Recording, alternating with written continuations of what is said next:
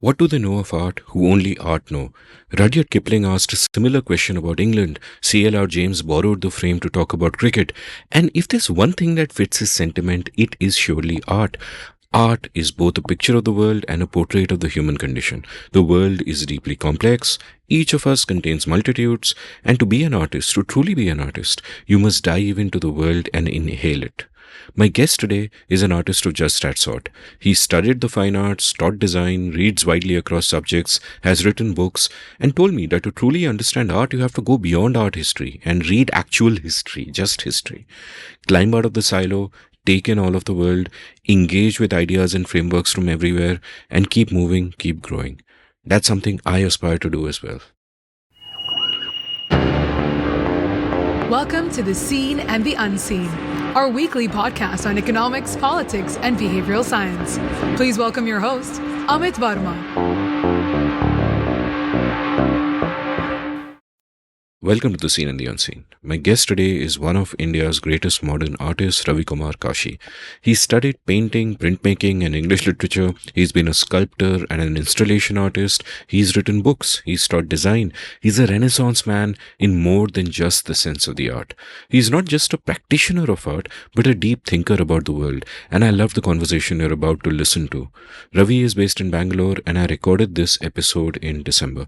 I visited his studio a few days before the recording, was blown away by seeing the works in progress that lay around me, was affected so viscerally and emotionally by some of them, especially his experiments with paper, and I felt that in every minute of our conversation, my brain was just expanding.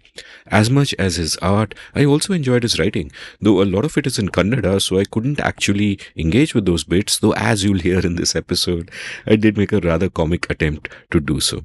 This is a madly thought-provoking conversation. I loved it. You will love it. But before we get to it, let's take a quick commercial break.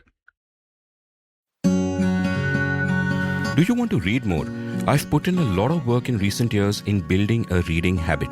This means that I read more books, but I also read more long-form articles and essays. There's a world of knowledge available through the internet, but the problem we all face is, how do we navigate this knowledge? How do we know what to read? How do we put the right incentives in place? Well, I discovered one way. A couple of friends of mine run this awesome company called CTQ Compounds at ctqcompounds.com, which aims to help people up-level themselves by reading more. A few months ago, I signed up for one of their programs called The Daily Reader. Every day for 6 months, they sent me a long-form article to read. The subjects covered went from machine learning to mythology to mental models and marmalade. This helped me build a habit of reading. At the end of every day, I understood the world a little better than I did before. So if you want to build your reading habit, head on over to CTQ Compounds and check out their Daily Reader. New batches start every month. They also have a great program called Future Stack, which helps you stay up to date with ideas, skills, and mental models that will help you stay relevant in the future. Future Stack batches start every Saturday. What's more, you get a discount of a whopping 2,500 rupees. 2,500 if you use the discount code UNSEEN. So head on over to CTQ Compounds at ctqcompounds.com and use the code UNSEEN. Up-level yourself. Ravikumar, welcome to The Seen and the Unseen. Hi. Just before we started, you used a very exotic phrase for me, and you said, Amit, you are X for me. So kindly explain what that phrase is and what it means. I was saying that you're like an Asharirvani. I hear your voice all the time, and first time I'm meeting you in person, which is very great and very nice. But the sound, I almost know your passes and the way you say double click and things like that. So. Thanks. That's very flattering. When I meet people for the first time after they've heard me, I actually have to apologize for speaking at 1x because some of them will listen to me at higher speeds and so on. I listen in 1x only because I want to think about it, absorb and things like that. There's no point in just go on listening and doesn't make sense. So here's a question. Through your life, you must have met many people, as have I, whose work you knew before you met them. So they could be artists, they could be writers, they could be poets, whatever, and you know their work, so you feel like, okay, I kind of know this person, and then you meet the person. And what I have found in my case is that the people whose work I like and that speaks to me, I like them in person also, in the sense that there's no discontinuity because their work is authentic to them. Yeah. But there are other people where there's a stark difference, and it's like, how did this guy do this work and all of that.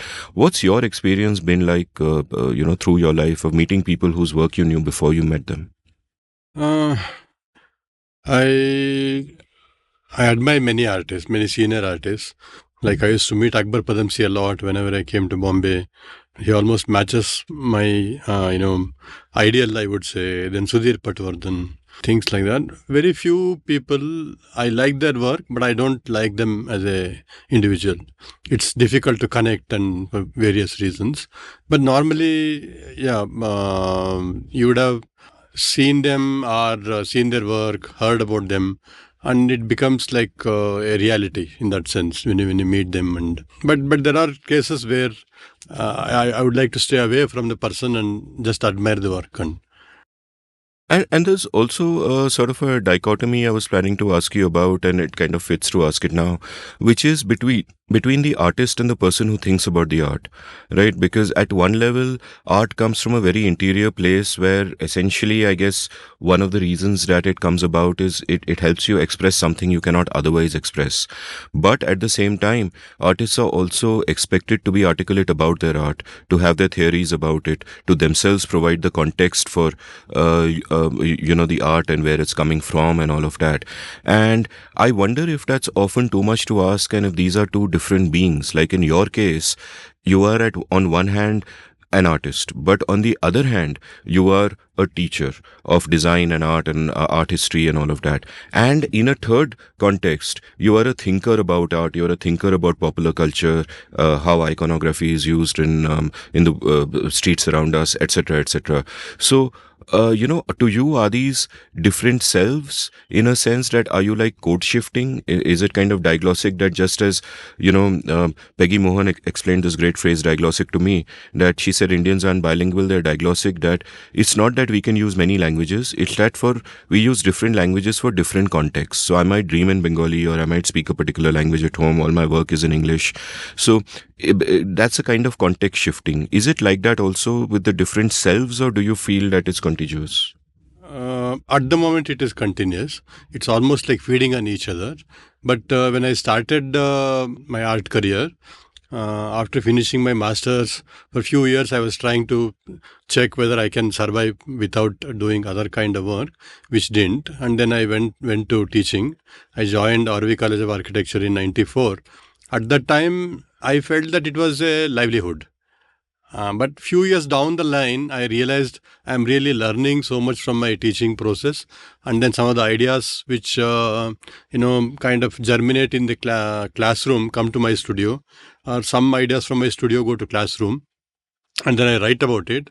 And at the moment, it's almost like a fluid kind of position where I don't know whether I'm an artist or a teacher or a writer, and because they all mix up and they feed on each other. So in that sense, I don't see any division in that. So it's a very different position now. But when I started, it was not like that. I felt, okay, I'll get some monthly income from my teaching, and then let me do it. But my mentor, Anand Krishna, he said, I had not taught before, I used to teach in a school called SOS for children. I used to do some workshops and weekly classes and all. And then when I met him, he said, we'll be there to help you and all that. But when the day of the class came, he said, you can manage, you go, and he gave me some books and all that. And I managed. But by 90, I joined in 94. 97, I resigned as a full-time faculty. Another 6-7 years, I was a visiting faculty. And then the boom came, and I didn't teach for those 6-7 years. I went back to teaching again in 2010, 2011. But when I went back, I gave him a 2 full-page note as to how I'm going to change my teaching. What is the new thing I'm going to bring, and the methodology and all that. He really liked it, because then I was able to look back on that first 10 years or 12 years of teaching and how differently it can be done. how it can be improvised and addressed in a different way and all that. I'll come back and double click, but since I know that that's a word I use often. I'll come back and double click on all three of these different aspects. But first, I want to ask you about who you were before you were any of these three. So I want to go back to your childhood. I want you to tell me a little bit about where you were born, where you grew up, and one of the strands I want to examine through this conversation is, in one of your emails to me, you listed out what you call the nodal points of your inner city, the values that are central to you, and I'm going to again double click on each of those as we go along, and those are curiosity, audacity, tenacity, humility, equanimity, and ephemerality. All of these are of great interest to me, and I would imagine that when you were a kid, the only one that you would have had is possibly curiosity and maybe audacity, and the rest kind of come with time as you go along. So describe yourself to me as a child. Where were you born? What were your early years like? What were your parents like? Tell me about your mom and dad. I was born in Malleshwaram, not very far from here.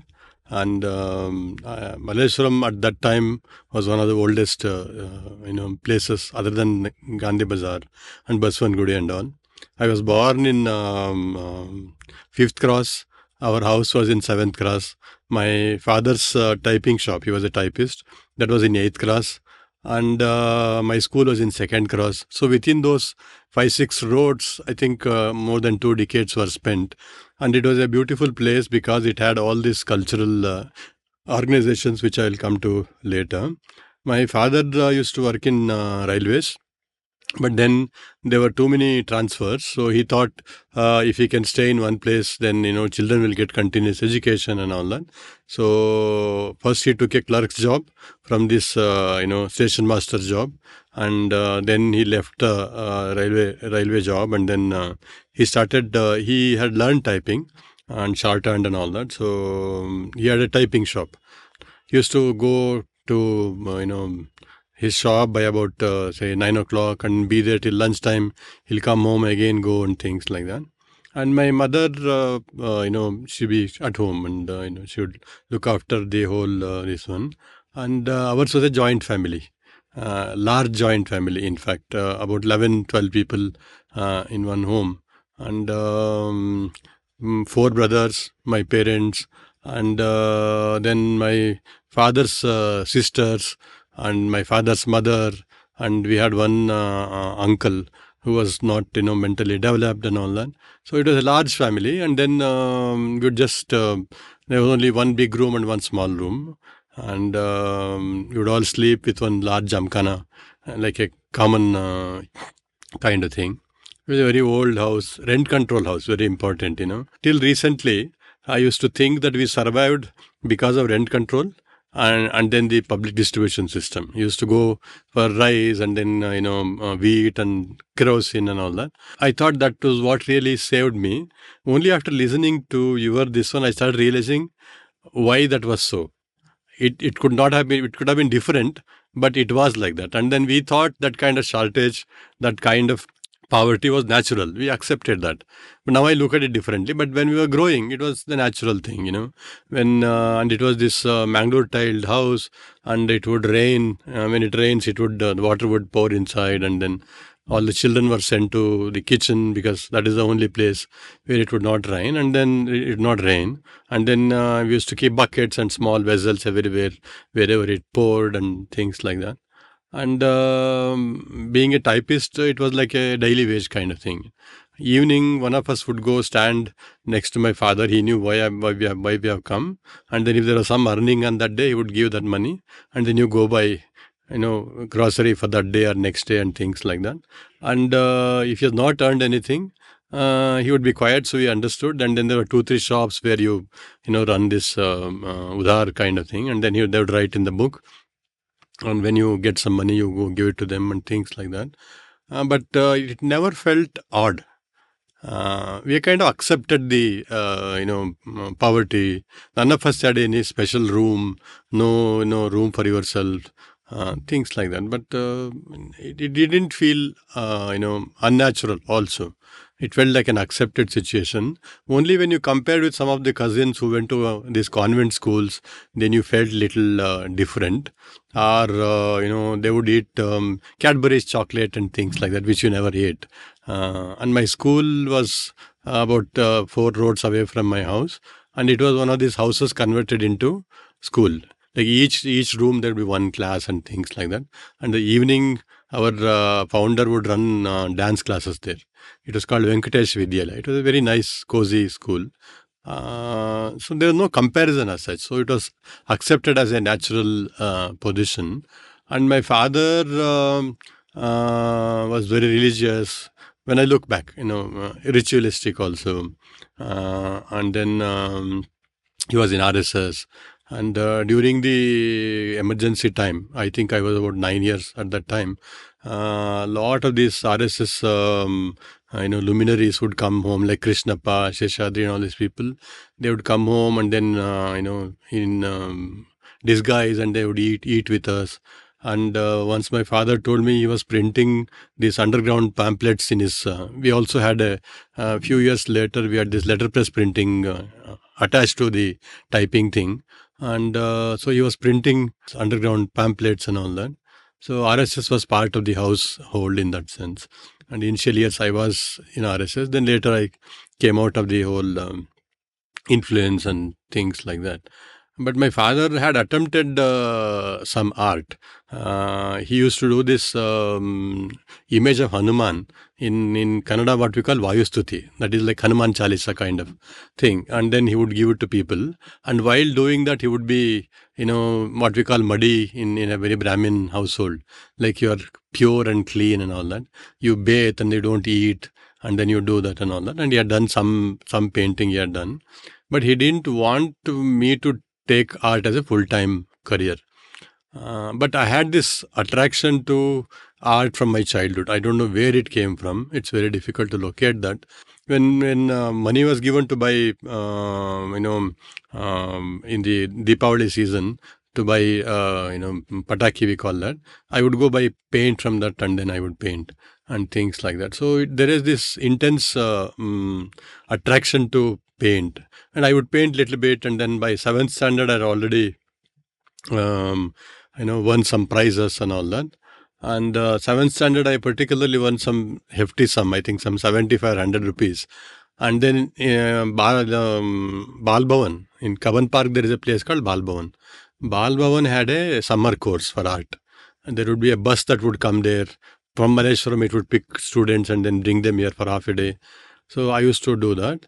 And then, in fact, on the last day of my 7th standard, whatever little paintings I had done, it was displayed in the corridor. So it was that kind of madness almost, I would say, without logic, without reason. And I had gone to, there was a school called Kent School of Art, which was run by R.M. Hadapad.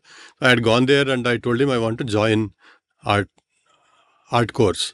So he said, no, you have to finish at least 10th standard, minimum. That is the minimum, this one. But meanwhile, you can come for hobby classes. So weekends, I would go for hobby classes. And then they also had this kind of, as you're doing high school, you can do these lower grade and higher grade exams in art. Like in music, how you give, pravesha and that kind of. So you learn from your teacher, and then government run these exams, and then you go give these certificate exams. So I had done both lower grade and higher grade by the time I finished my high school. And then my drawing teacher, B.K. Padnavachar, he used to really encourage me, give me material. He saw something in me which maybe at that point was very important. And then again, high school, when I was in the last month or so, an entire classroom was vacated for me. And then we had put up these strings, and whatever paintings I had done was displayed. So there was this constant incentive from outside. There was intention or the intense desire from inside, but there also kind of, validation from outside in terms of winning some prizes or people saying it's good and all that. Maybe that was driving me to the art school. And the last day of my high school, last exam day, I had taken color and watercolor pad and all that. After finishing the exam in the afternoon, I went to that park nearby, and then I did a landscape and then went home. I still have that drawing with me. So in that kind of crazy thing, and then after finishing 10th, I joined the School of Art, Kent School of Art, where Hadpad was my teacher.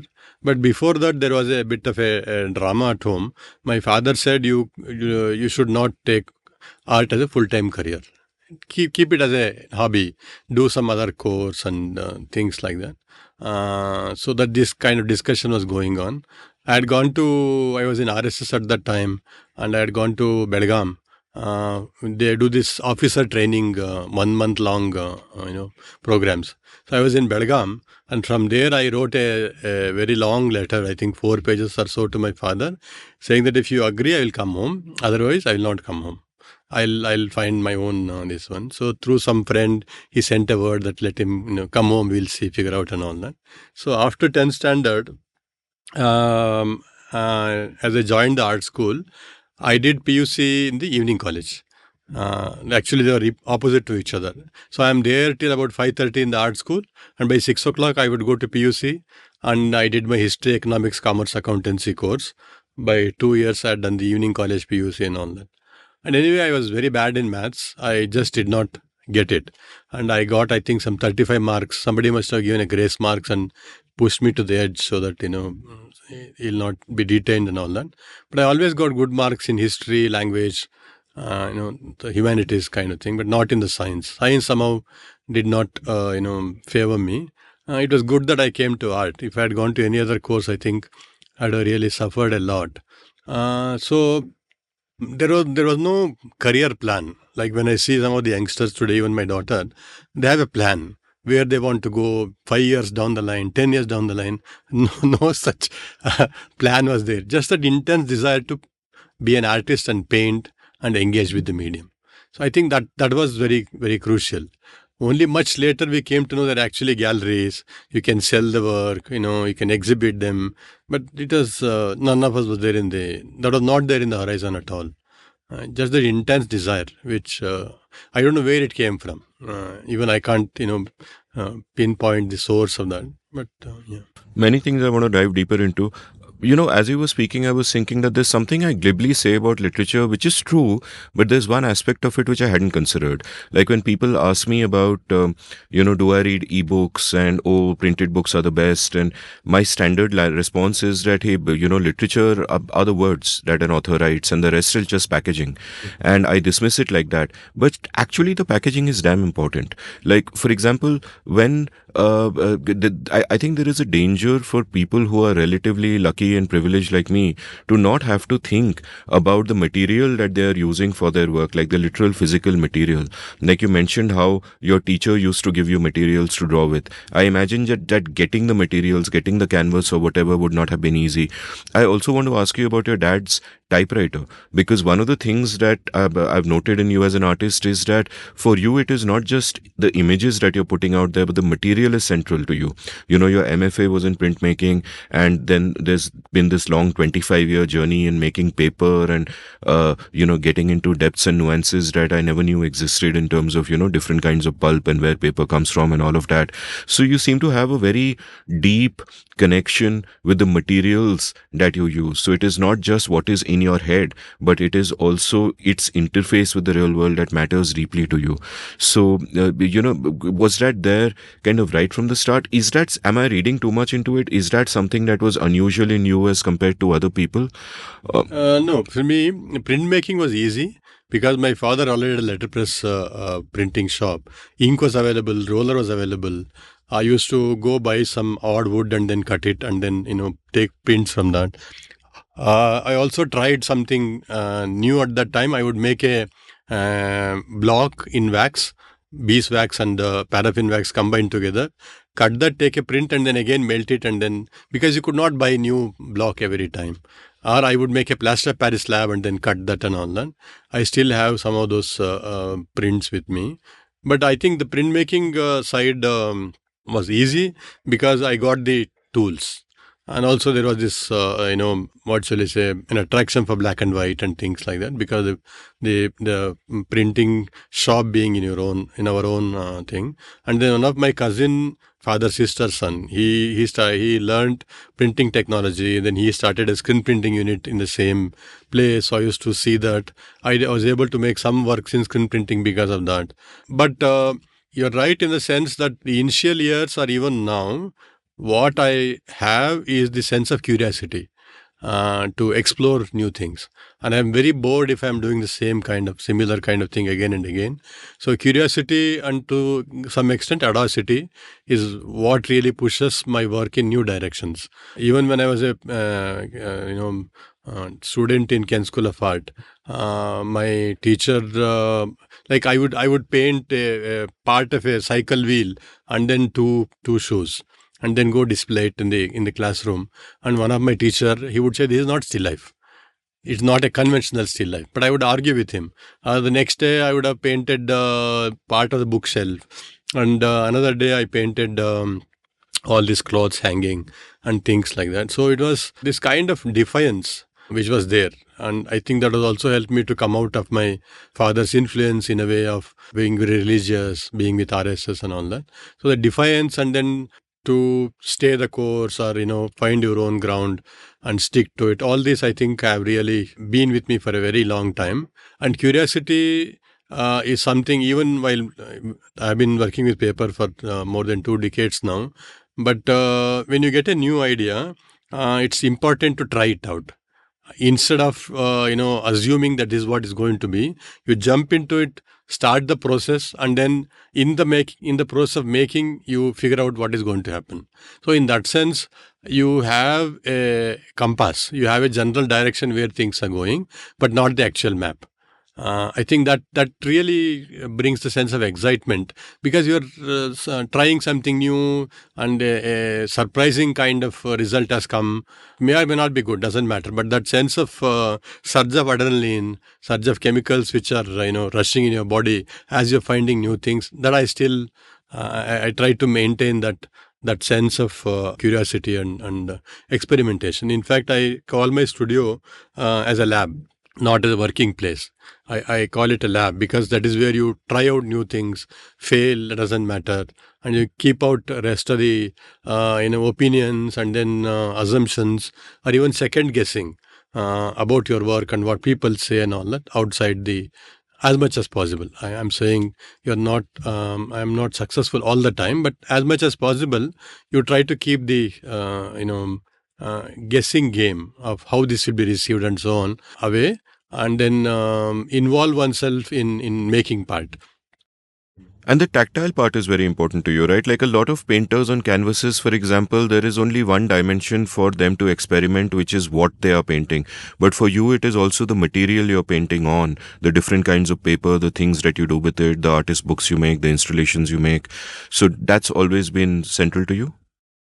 Not always. I would say, around 97, around 97, 98. I was doing, till then I was doing printmaking and painting and all that. I got bored with that kind of flat surface and all. And also, by the time there was this wave going on in the Indian art scene about artists experimenting with different materials and all that. So I also thought that let me try something new. So I bought this pulp from this place. It's a khadi paper making unit outside Bangalore, and then I started working with paper. The moment I started working with paper, it, as you said, the tactile part of it. Paper is very, very tactile material, and it really took me on an entirely new journey away from the flatness of the painting and all that. Before continuing with your art journey, let's go back and talk about your father. Like after he passed away in 2021, you you'd shown me when I visited your studio this beautiful work called What My Father Said, and I was very kind of moved by that, and it almost seemed that you were documenting the dialogue you had with him through the years. And in a sense, many men spend their whole lives in dialogue with their fathers, so and he was in many ways very different from you, but in many ways you might feel that you are turning into him, and so much is the same, especially as you grow older. So tell me a little bit about that. Tell me a little bit about, looking back, what do you see of his interior life today? Because he also had those artistic impulses, but in his circumstances would not have been able to indulge in them. In fact, they must have caused him so much frustration that he told you that, no, I don't want you to do this.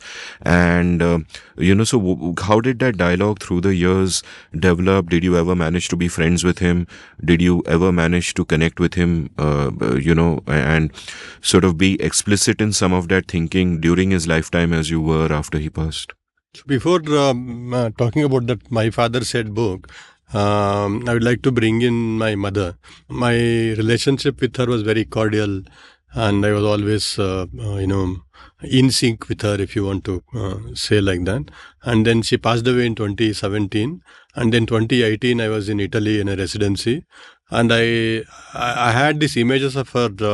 She used to sing, so I had these images of the song notation book.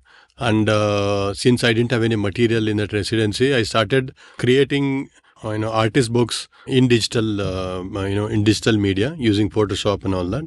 And I called those books Singing Along with My Mother. So there was no conflict, there was no discrepancy in terms of the relationship and all. And then after my father passed away, when I did this book, then I realized why the title meant so much to me. Like I was singing along with her, never in kind of opposition and all that. But my father had the two very important differences with him. One was the religious part. He was very religious. And by end of high school, I had started reading Periyar. I had started reading Kuvempu and Anantmurthy, all these great thinkers of Kannada, Bertrand Russell, in fact. All these people, I started thinking, and then I became an atheist. So that was one of my big differences with my father. And then we, in the Brahmin community, we have this Janevu, wearing ceremony. And after, I think, a few weeks or so, I removed the Janevu, and then he didn't like that. And that was one constant friction. And then I didn't want to be part of many of the rituals where the Brahmin rituals are involved and all that. So religion was one big, point of conflict. And the other was the political thing. He was dyed in the wool kind of right-winger, thoroughly bred RSS kind of thing, RSS thinker.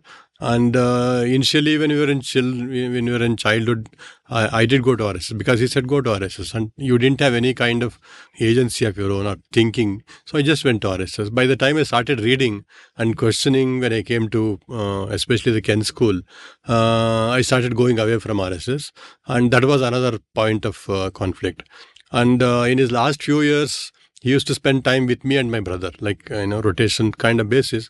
We were very, very sure, or very, what should I say, we would not talk about politics. We would not talk about religion. It was almost like a taboo area, because in 2-3 sentences the whole argument will go somewhere. The whole struggle was to keep the relationship intact, and I respected him for his struggle, the way he really came up and then gave education to us, and he went through a lot of struggle. So that has to be respected. But I didn't want to agree with his politics, religious views. So in the end, I think we had kind of agreed upon. And he last few years he found his YouTube thing, watching thing, and I started I started feeding him, or rather make him see lot of the wider aspects of religion, where it is not very ritualistic and all that.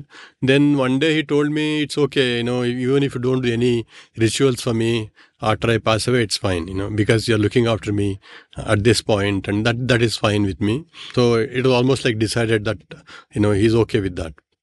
because parental approval is so important, and it really can be a very important driving force for you. So before he passed away, we had this agreement that it's okay. So even today I don't do any shraddha, no rituals. I don't do any rituals.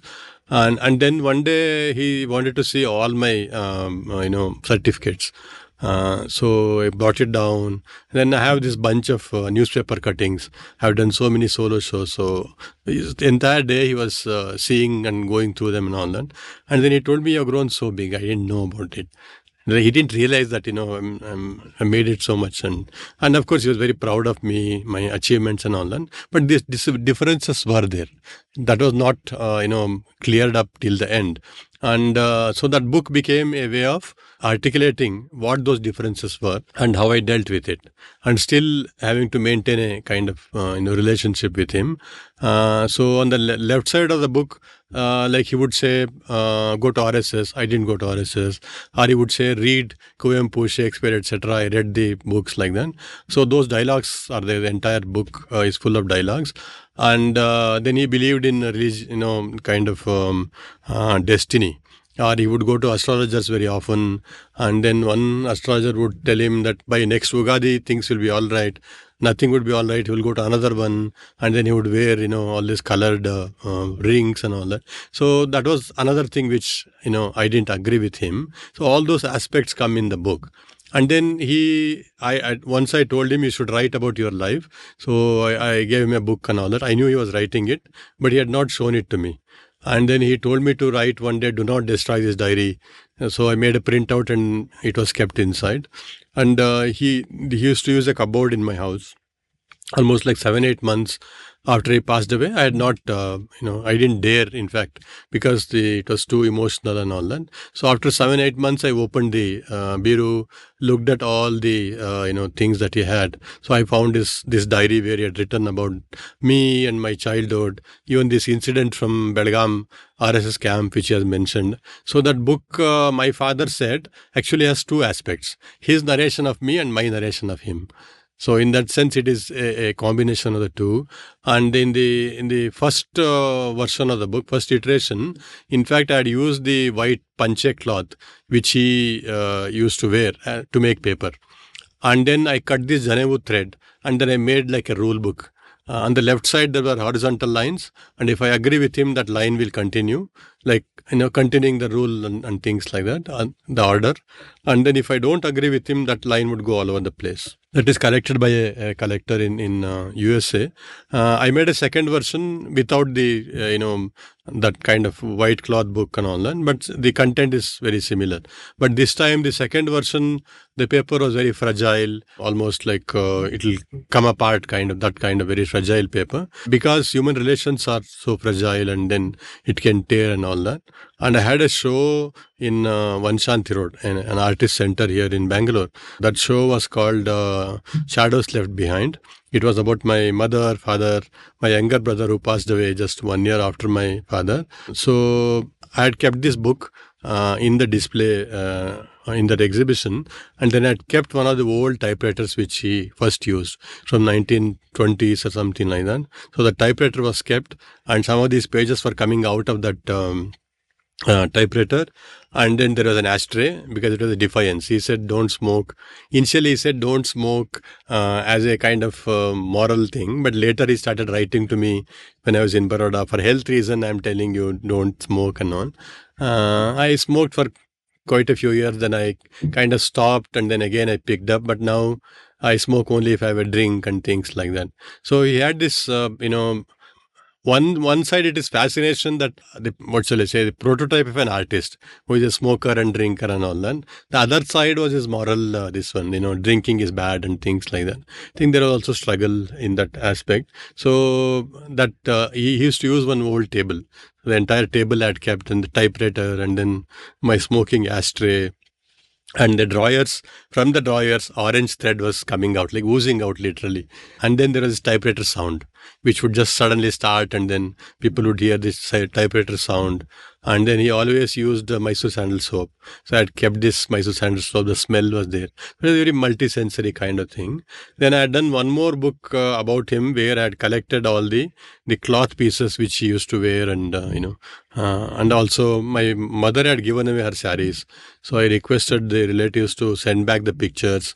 So that work was called patterns of memory, because the moment you look at that one particular pattern, the texture, the entire memory rushes up, and then you start reconnecting with them. Yeah, that was the my father said book, and my singing along with my mother was also displayed there.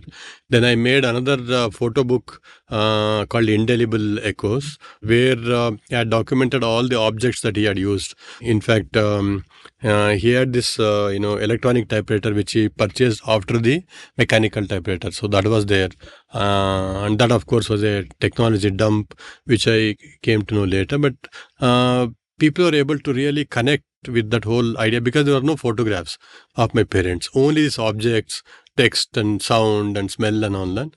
So some of them started crying, some of them wanted to discuss with me their loss. It was only a 2-day, I didn't even call it a show, I call it open studio, but very intense kind of experience of how one can really connect with others at a very, very, because it's a very deeply personal emotion. How does one communicate that with others? So, and I think that show also became kind of learning lesson for me in trying to reach out, what we in Kannada call ekanta, that is private thing, to lokanta. That means what the world can connect with, and, that bridge in between. And people still remember that show, and, and there was one artwork which I had created in Hanji paper of this torso, which was emaciated, and where you can see the innards of the body, remembering my brother and all that. And there was this video. So because I don't do any rituals, we have created our own little ritual. You can't escape rituals, I suppose. In fact, it so happened after my mother passed away, few months later, we were going to passing through Srirangpatna, where the Kaveri river flows, and I started crying. And then I realized there is some connection with that. So after a few months, we went to same, Kaveri Ghat, we call it, where you immerse the ashes and all that. We spent some time and then came back, and then it became a yearly ritual now. Ritual in the sense, we go there, spend an hour or so, and then second or third year I took this picture of river Kaveri flowing, and then you could see the pots of people take the ashes in the pots and break it there. So that was that pot was there, and I had displayed this video in loop, because river Kaveri, recently I figured out, has been flowing for millions of years, and it has seen so many lives, and all my ancestors' ashes have been dispersed there. In that sense, that is the place. So my shadow is there on the river in that video, and then after some time, even I will not be there, and the river will still continue to flow. So it was called River of Life. So I think it's a question of how does one deal with loss through art. And I think for me, I use my medium, my artist books and then painting and all that, as a medium to come to terms with loss, come to terms with certain kind of situations. And then at some point, it doesn't remain personal anymore. It becomes more like a much larger set of emotions which others can connect to and respond to that. What I realize every time I see great art, and what I also felt when I was at your studio the other day and you were kind enough to show me some of your works, is that photographs never do it justice. You sometimes have to see it, actually you have to be in front of it to have that visceral impact. Yet despite that, in front of me on my laptop is an image of Kaya, oh brother, which you made with, Hanji fiber and paper and aluminium wire. And it's mind-blowing. It's like the tattered remnants of a torso.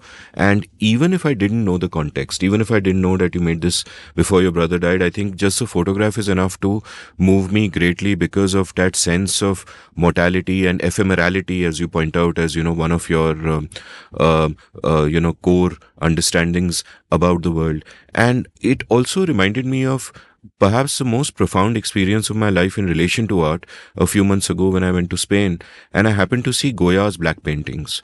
Right. And the thing about Goya's black paintings is like they were made in the early 18th century. He was in his 70s or 80s. He was very old. He was living alone. They were made, he was deaf already for many years before this, and they were made on the walls of the house he was living in. They were not meant for public display. It was just a private act. He was creating for himself and not for an audience. And we happened to be lucky that there was a technology to then take them off the walls, and now they are, in a museum in the Prada in Madrid, which when I was leaving the museum, I told my wife that I just want to go back and spend some more time in that room where they were stored because it had such an impact on me.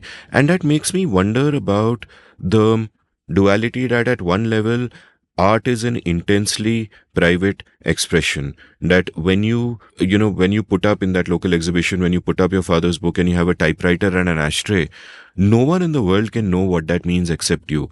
Even if you explain it, that feeling, that emotion, no one in the world knows it for you. You have essentially made it simply for yourself. And yet magically, it is going through a boundary and it might invoke something in another person. That when you sit here and you talk about your father, automatically I'm thinking about me and my father. And we are connecting there. And therefore, the art that you create inspired by all of this is at one level deeply personal, that can never reach out to anyone else because they will never know what you meant and where it came from. But at the same time, it is reaching out to them in a different kind of way. So how do you look at this? Like when you're making something, at one level you're just making for yourself, but at another level, do you also have an audience in mind? Like in Goya's case, I'm certain he did not have an audience in mind. It was just, the demons in his own head and he's just putting them out there, and today we can respond to it. So what is it like with you? Because there must be that dual imperative that I have these deep feelings within me which I have to put out there. But then the second imperative is that I want audiences to appreciate it and see me as a great artist and be moved by it or whatever. So, tell me about this dichotomy and this balance. In fact, there are two issues there. One is, of course, especially those artist books which I am doing. As I said before, it's like a tool for me to, kind of center myself, if you want to call that, or, find ways of, letting go or recording some kind of observations and ideas and emotions and all that. I have no illusion in that sense that people may appreciate it. You're doing it for yourself. That is at one level.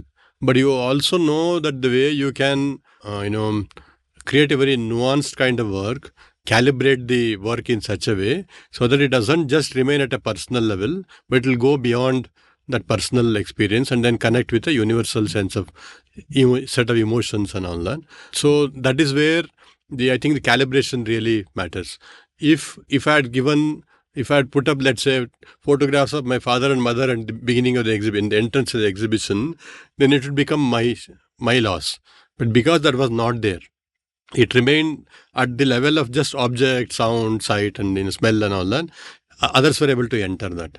So that is where the calibration of the language, I think, really matters, where you can let in others to experience. And even my other works, where I try to create works where it's an incomplete signal.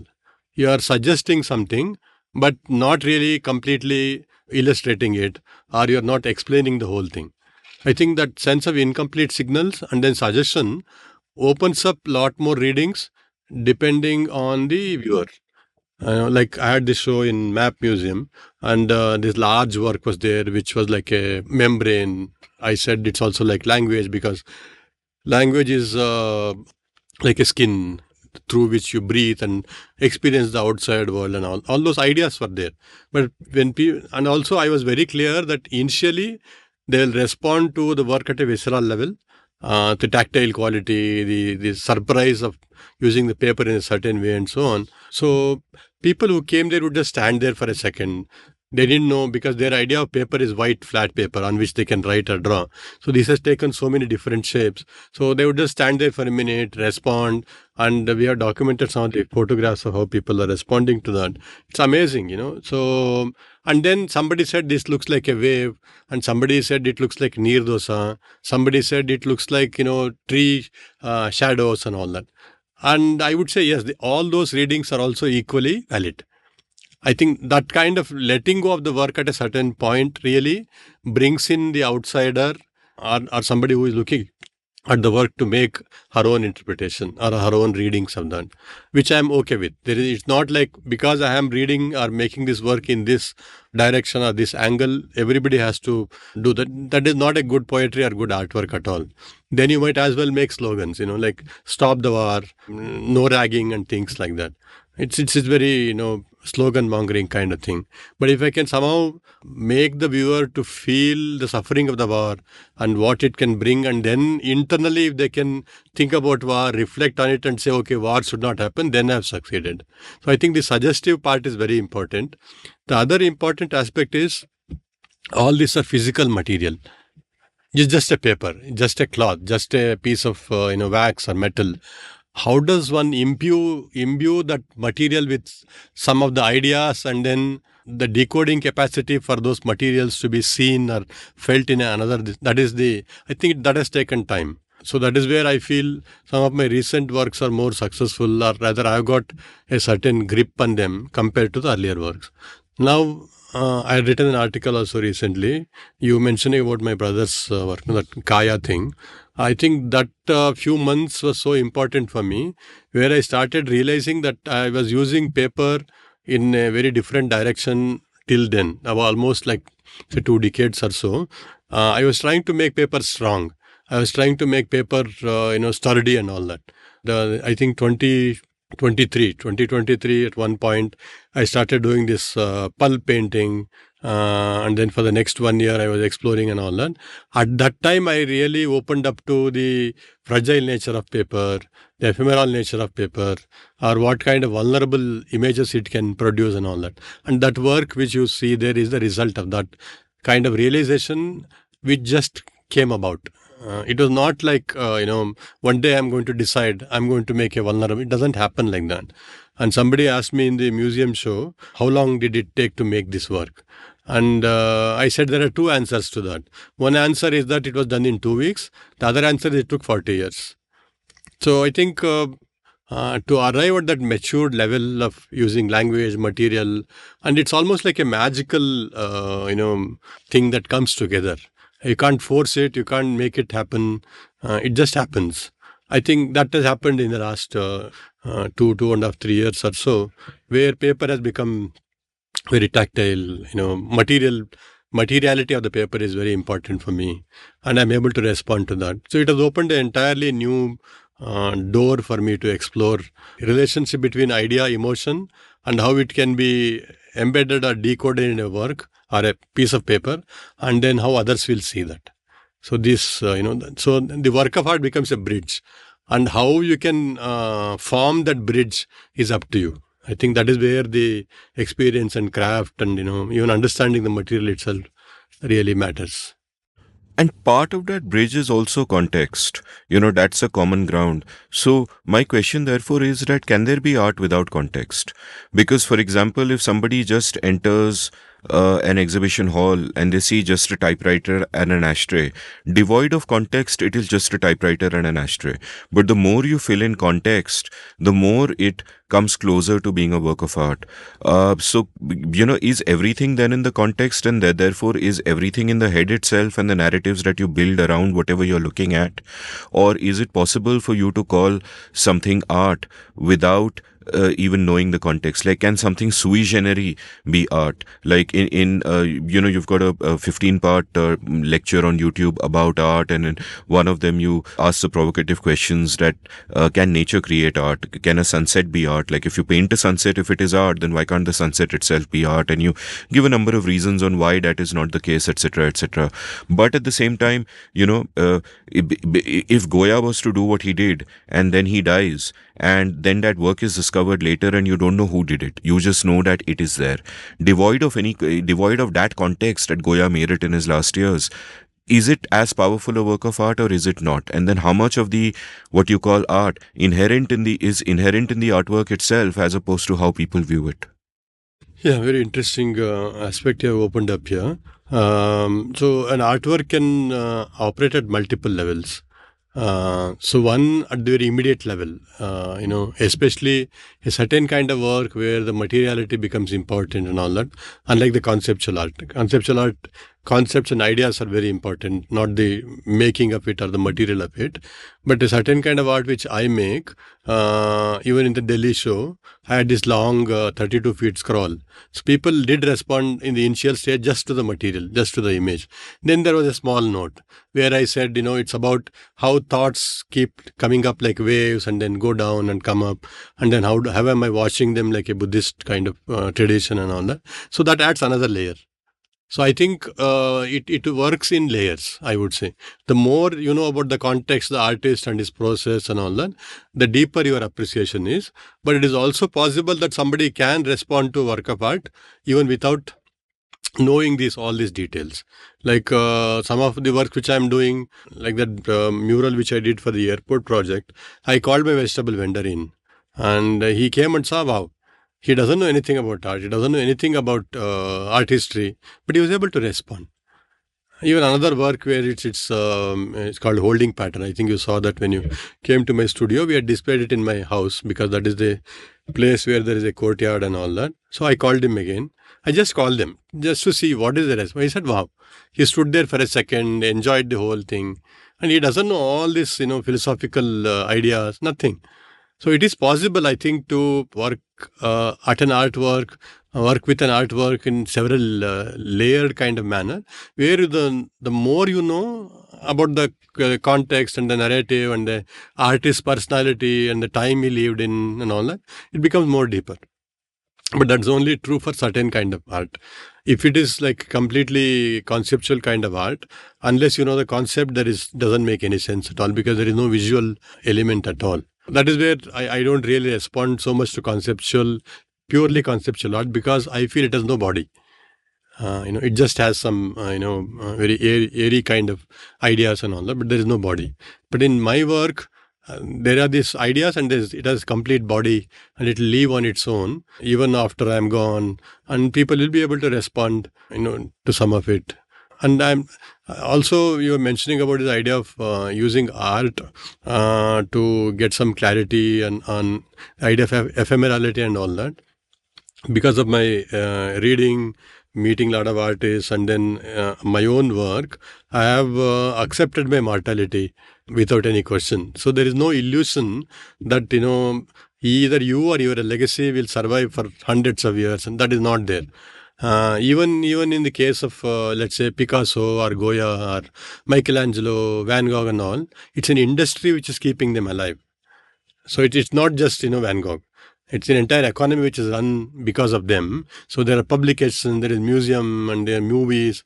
Once in a while, some novel will come, film will come. So constantly the discussion about them is kept alive, so that you are engaged in engagement with those artists. And just imagine if Picasso was born in Africa, he would not have been recognized. So there was a context in which, when West had all the money which they had taken away from other countries and all that. So in that context, and they still have the power to decide what is good art, what is bad art and all that. They have the institutions which, kind of give you validation. They are on the biennales, museums. So I think it really matters where the artist was born and in what time, and that gives a certain kind of edge. I'm not saying Picasso is a bad artist or, but the fact that he was in that time, in that place really mattered. And I think that has given him a lot more visibility compared to somebody else who was in some other place. And then keeping them alive is a complete industry. Without that, I'm sure they will be forgotten. Has, coming to terms with your own mortality, adopting that notion of ephemerality, has it changed the way you view your world and the way you do your art? Yeah, in the sense that, that moment of creation or that moment of making things happen, I have kind of devised a way where I enjoy that the most. That is the incentive, if you want to use your word, which you keep using again. So I've incentivized that moment. Earlier, at some point, say let's say 10 years ago, I realized that I've burdened my artwork too much. Like we were speaking about my childhood. There was no expectation from outside world. You just painted because you enjoyed the process. And at some point, it became so heavy that you expected your artwork to bring you money, recognition, and whatever. So at some point, I said this. I recognize that this is the case, and I said I'm going to unpack all that and just retain the moment of work or moment I spend in the studio. Whether it succeeds or not, it doesn't matter. But that working moment, that is what gives you the kick. So that is where I have maintained that circle. And if people like it and if somebody buys it, then it's a bonus.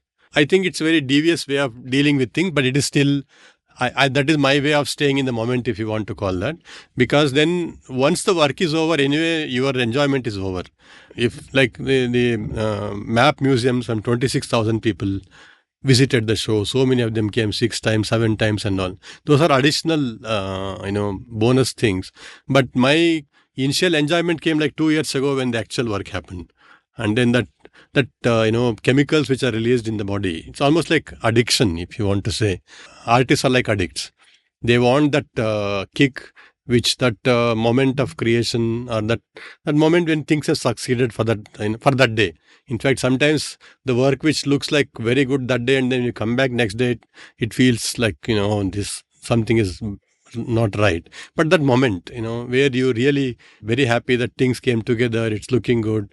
So I think I have maintained that minimum expectation from the work, so that I don't really worry about the extra, whatever the world can give you as a validation.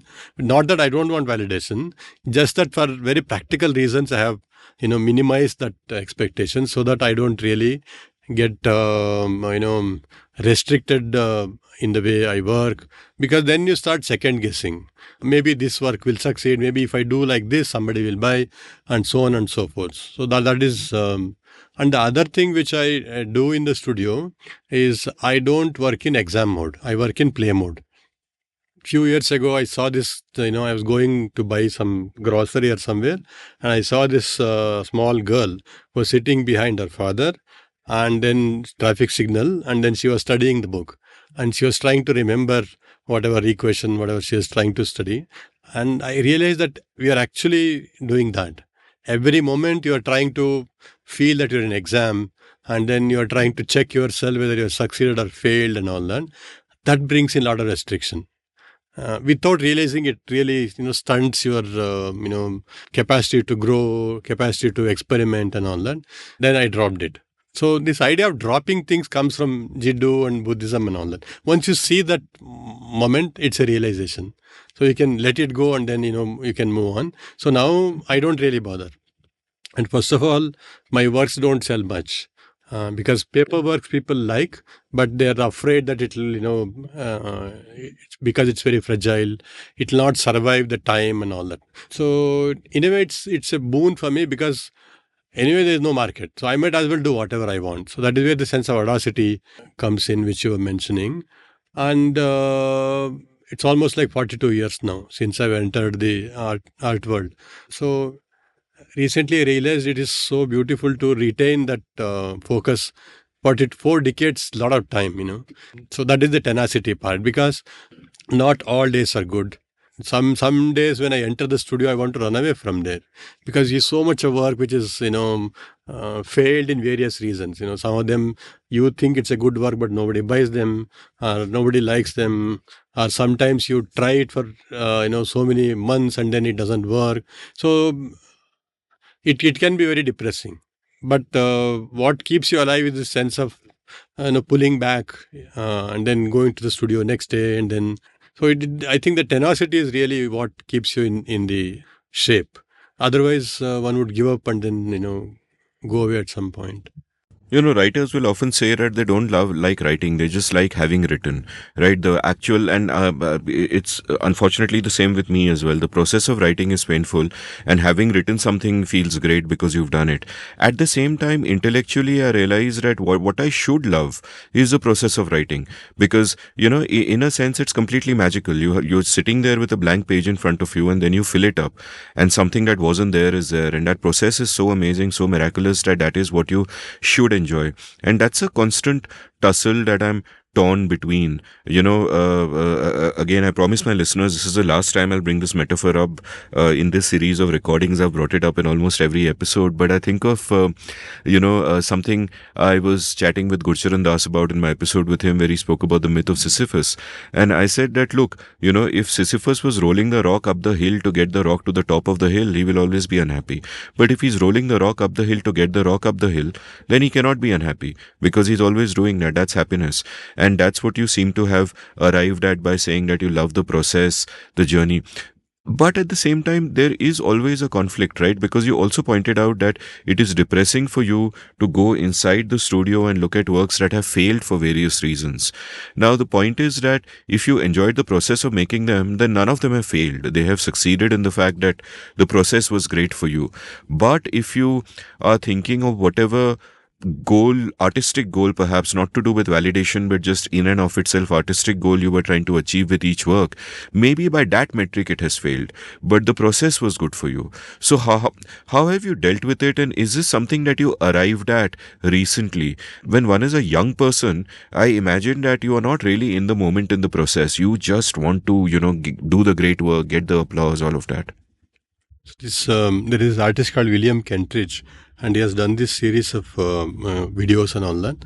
One of the videos talks about the idea of artist being a dual player. When you're working, you are an artist. You step back and then look at the work. Immediately, you are become a critic of yourself. So, in that sense, though one talks about the idea of being in the moment and all that, you are not always in the zone. So that is when you feel depressed or sad and all that. But you also know it will go away. In the next 1 hour or something, you go around, you find something to work, and then that thing it's a fleeting moment. But it is there. I'm not. Why I bring this up is this image in the popular media of an artist or a creative person. Suddenly, you get an idea, you're in the restaurant, you pick up a napkin, and then you do a drawing on that. Next shot is in the studio. Third shot, you're getting all the awards. And fourth one, you're standing in the corner office or corner this one, looking at the vast landscape which you have acquired and all. It doesn't work like that. So it's a very unrealistic kind of picture that is generated in the media, where they say find yourself, find your true calling, and all this kind of one-liners are being thrown at people. And some of them leave their job, whatever job they have at 40, 45, 50, and then they're trying to find their true calling, as if the other calling was not right. Just to counter that kind of thing I'm talking about, the idea of tenacity, that is where not all moments are elated and then happy and all that.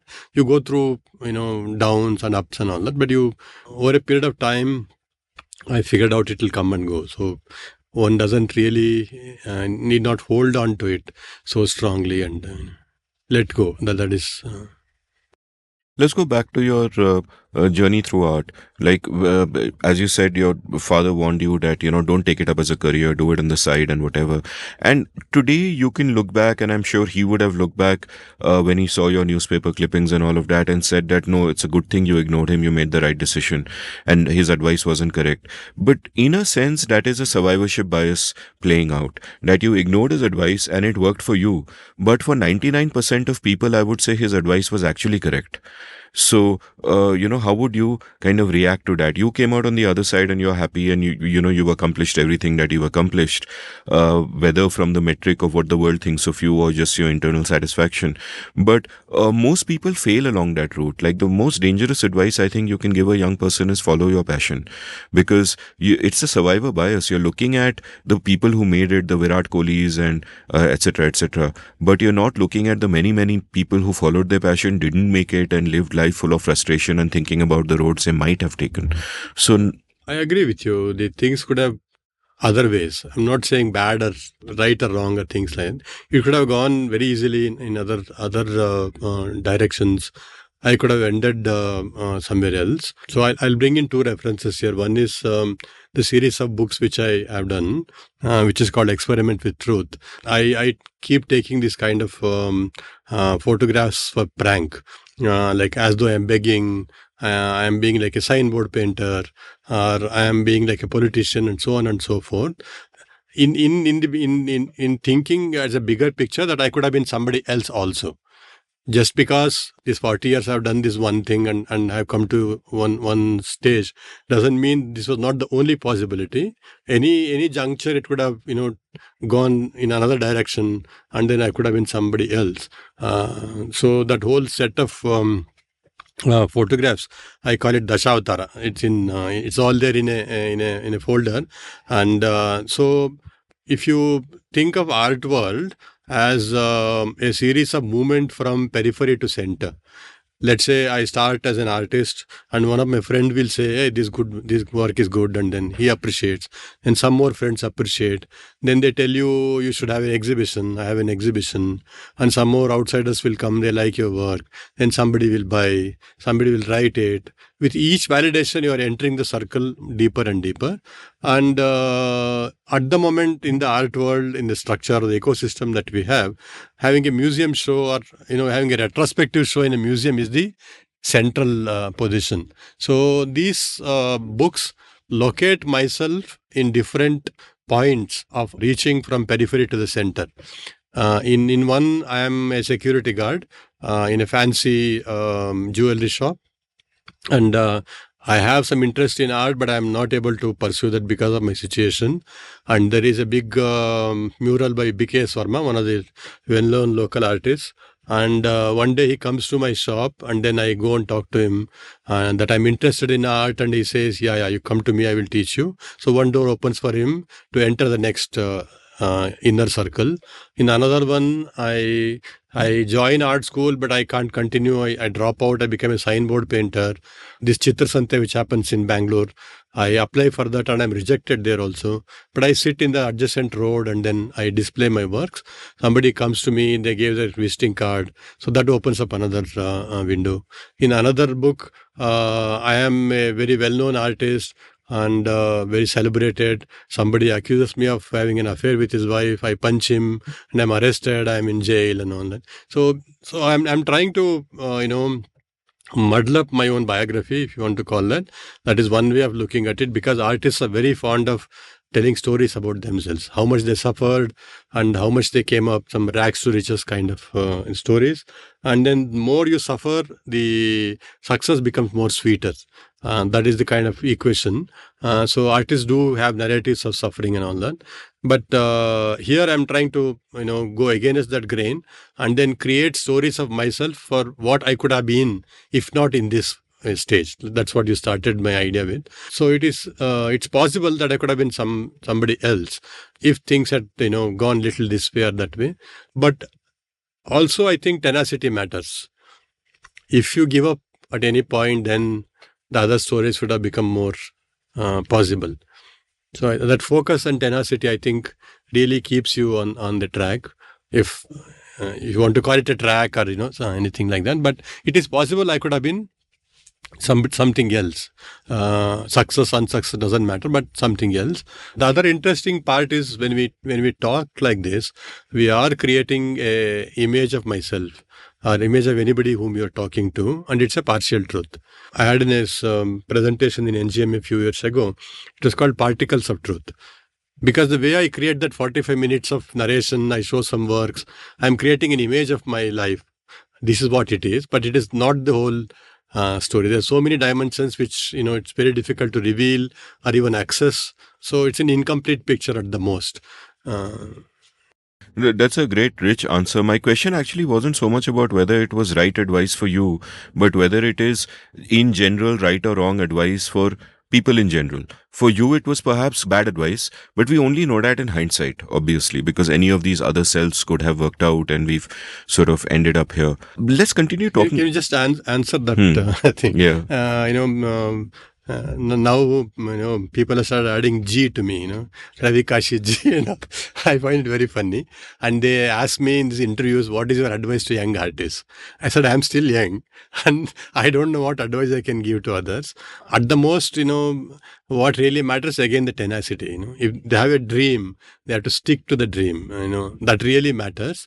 And other than that, I can't really guide them what to do, because each one's situation is different and their mindset is different, personality, different. So you can't really give one blank advice.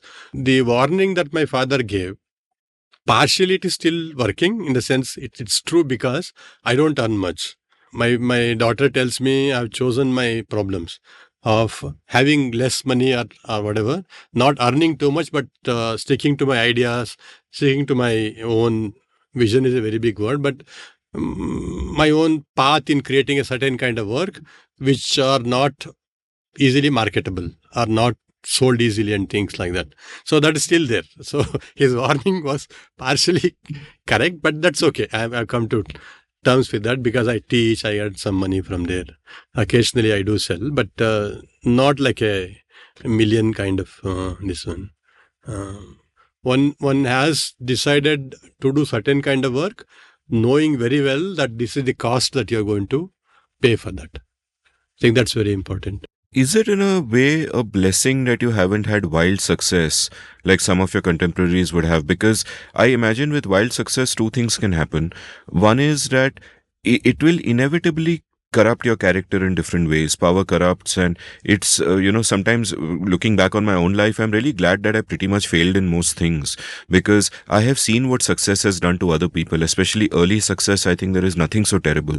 What I wish for all my young friends is that you fail for a long enough time. And the other angle is that once you succeed, you are ossified into that version of yourself which the world knew at the moment you succeeded, which is why Radiohead hates performing the song Creep. It was a really early song, but every concert they go to Creep, Creep, Creep, and they have to almost perform cover versions of their own song because they hate it so much. That's not them. They have moved on, but that's what the audience wants to hear.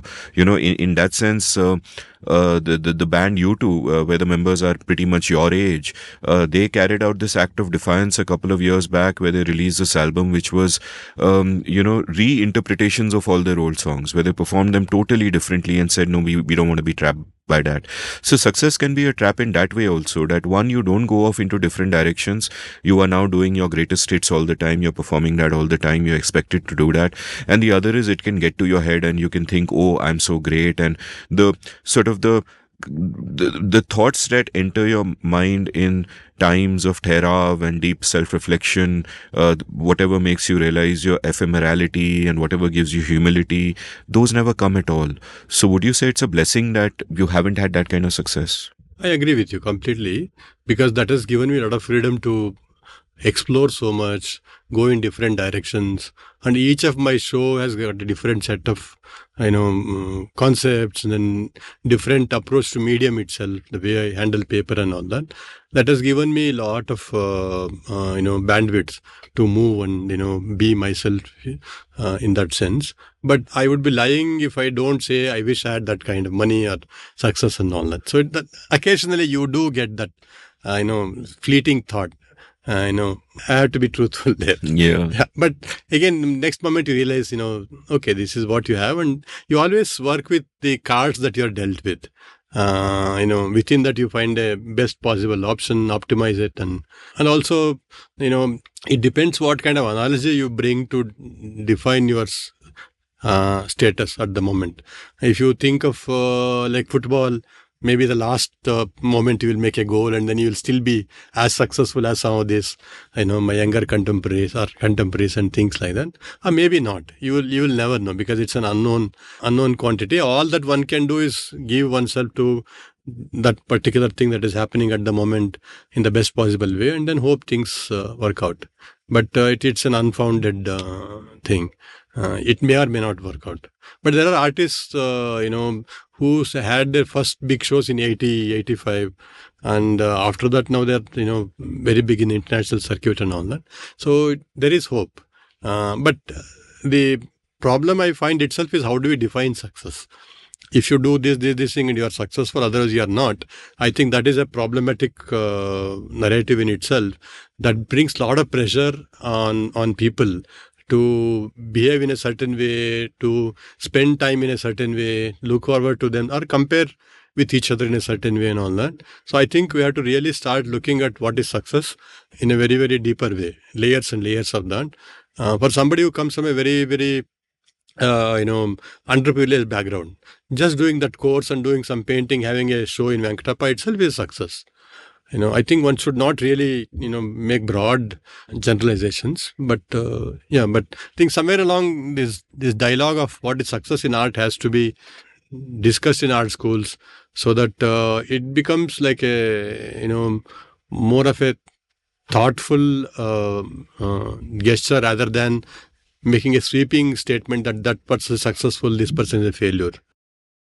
And thinking of notions of success and what do artists want and the incentives that drive them, there are two ways in which I think artists can go wrong, and this is also true of writers to a certain extent. You see this in literature also, and it irritates the hell out of me.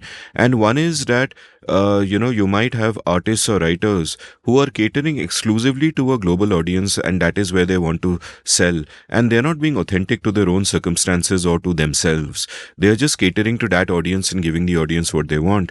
And one part of this, or perhaps a separate trend, is that you can tend to exoticize the local to appeal to that Western audience. Like, I remember a couple of decades ago, there was this trend of Indian novels in English with titles like Mangoes would be in the title, or Summer would be in the title, and all these cliched stereotypes, tropes would keep coming up.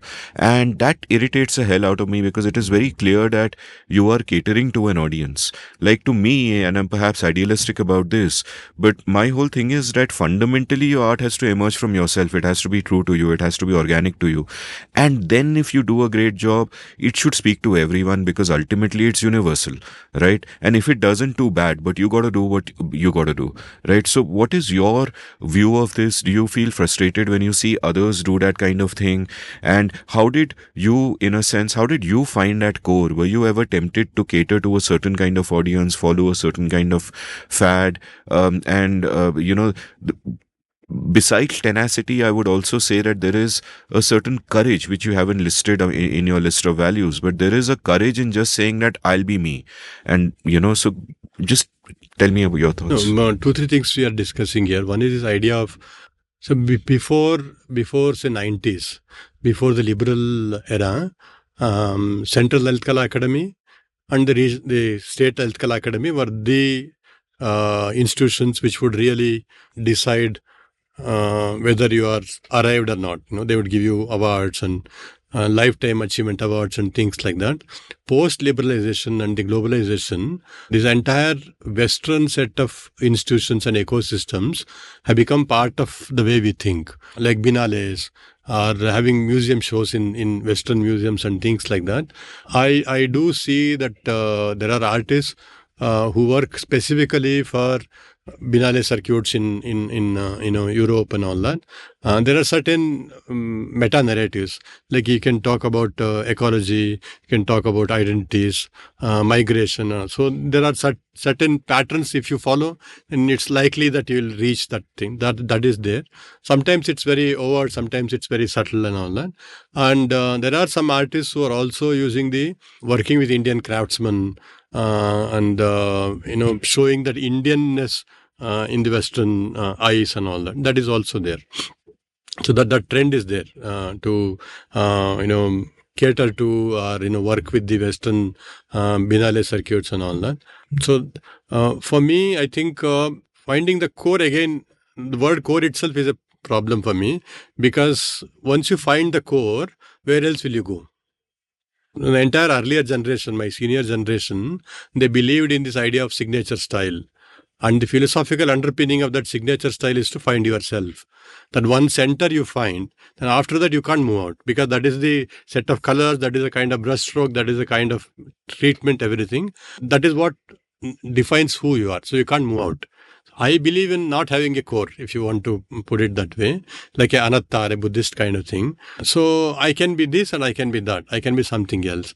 And the worst fear that I have is to repeat myself endlessly without thinking, without, really being mindful and all that. So that keeps me going, in the sense that if I do some kind of work and I find it becoming very predictable, I break my own pattern and then, try to do something else. So that's how I have escaped that idea of, holding on to this core, or holding on to this very idea of defined self. So I think I mentioned about the idea of a rhizomatic.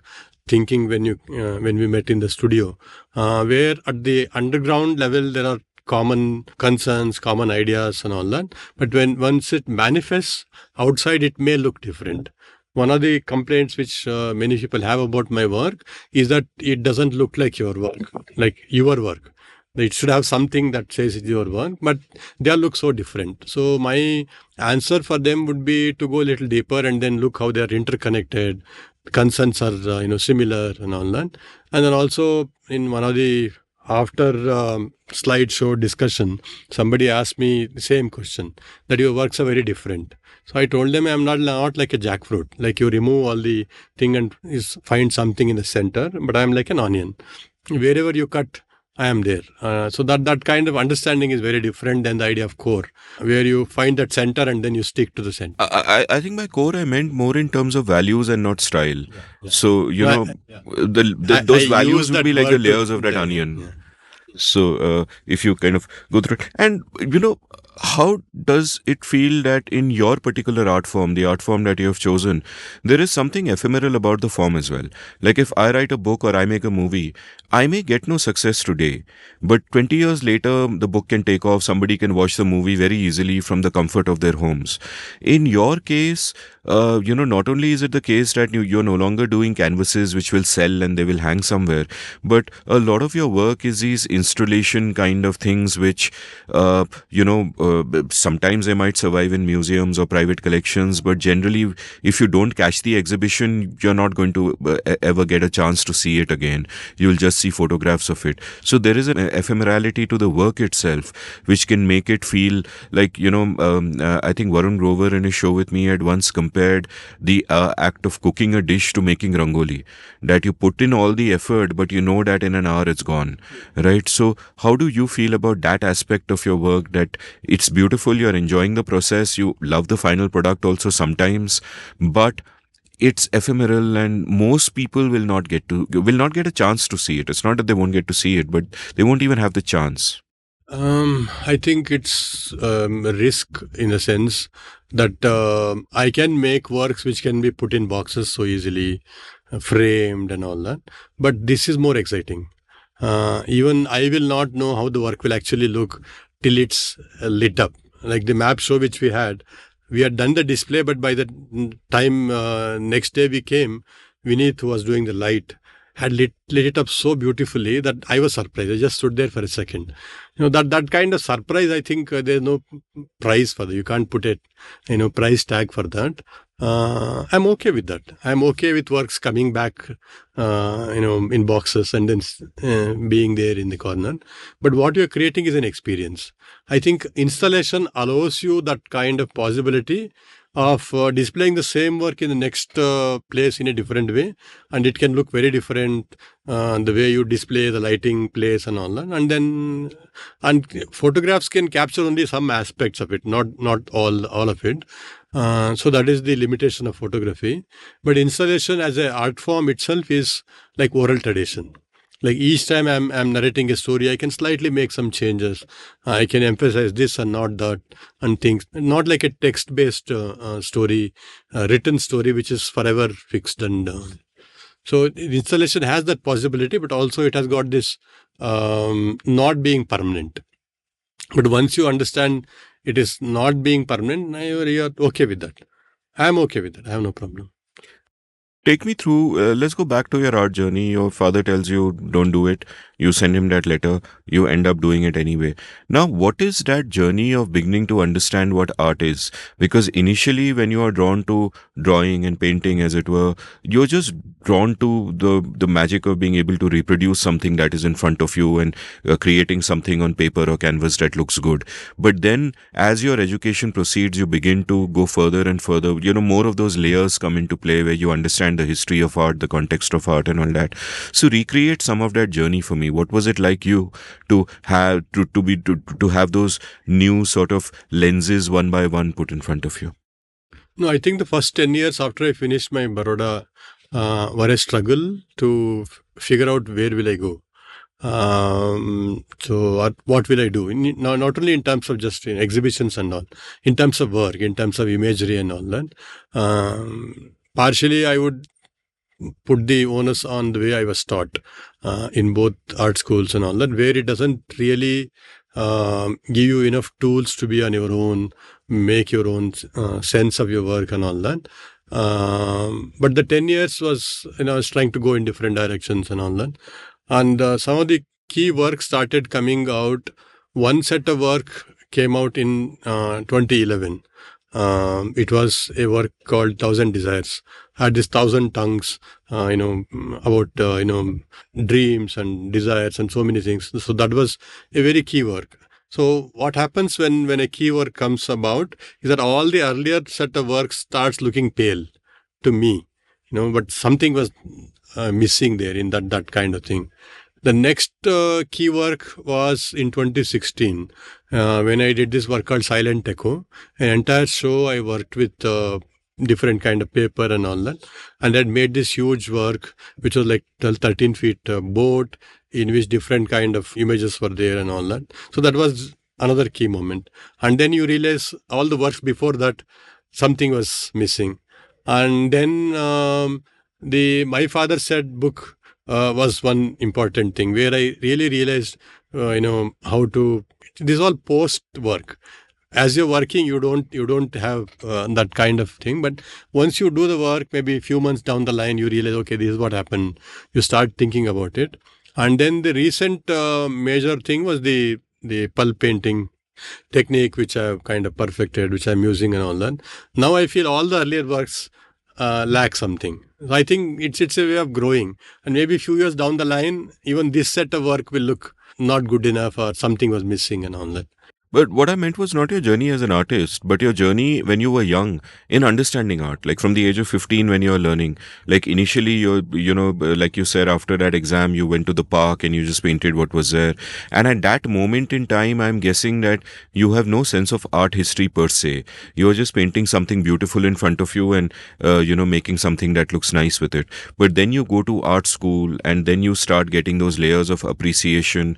So that's the journey I'm interested in, that how did you begin to look at art differently, and what were the aha moments for you? Who were the early artists you were inspired by, influenced by, attracted towards?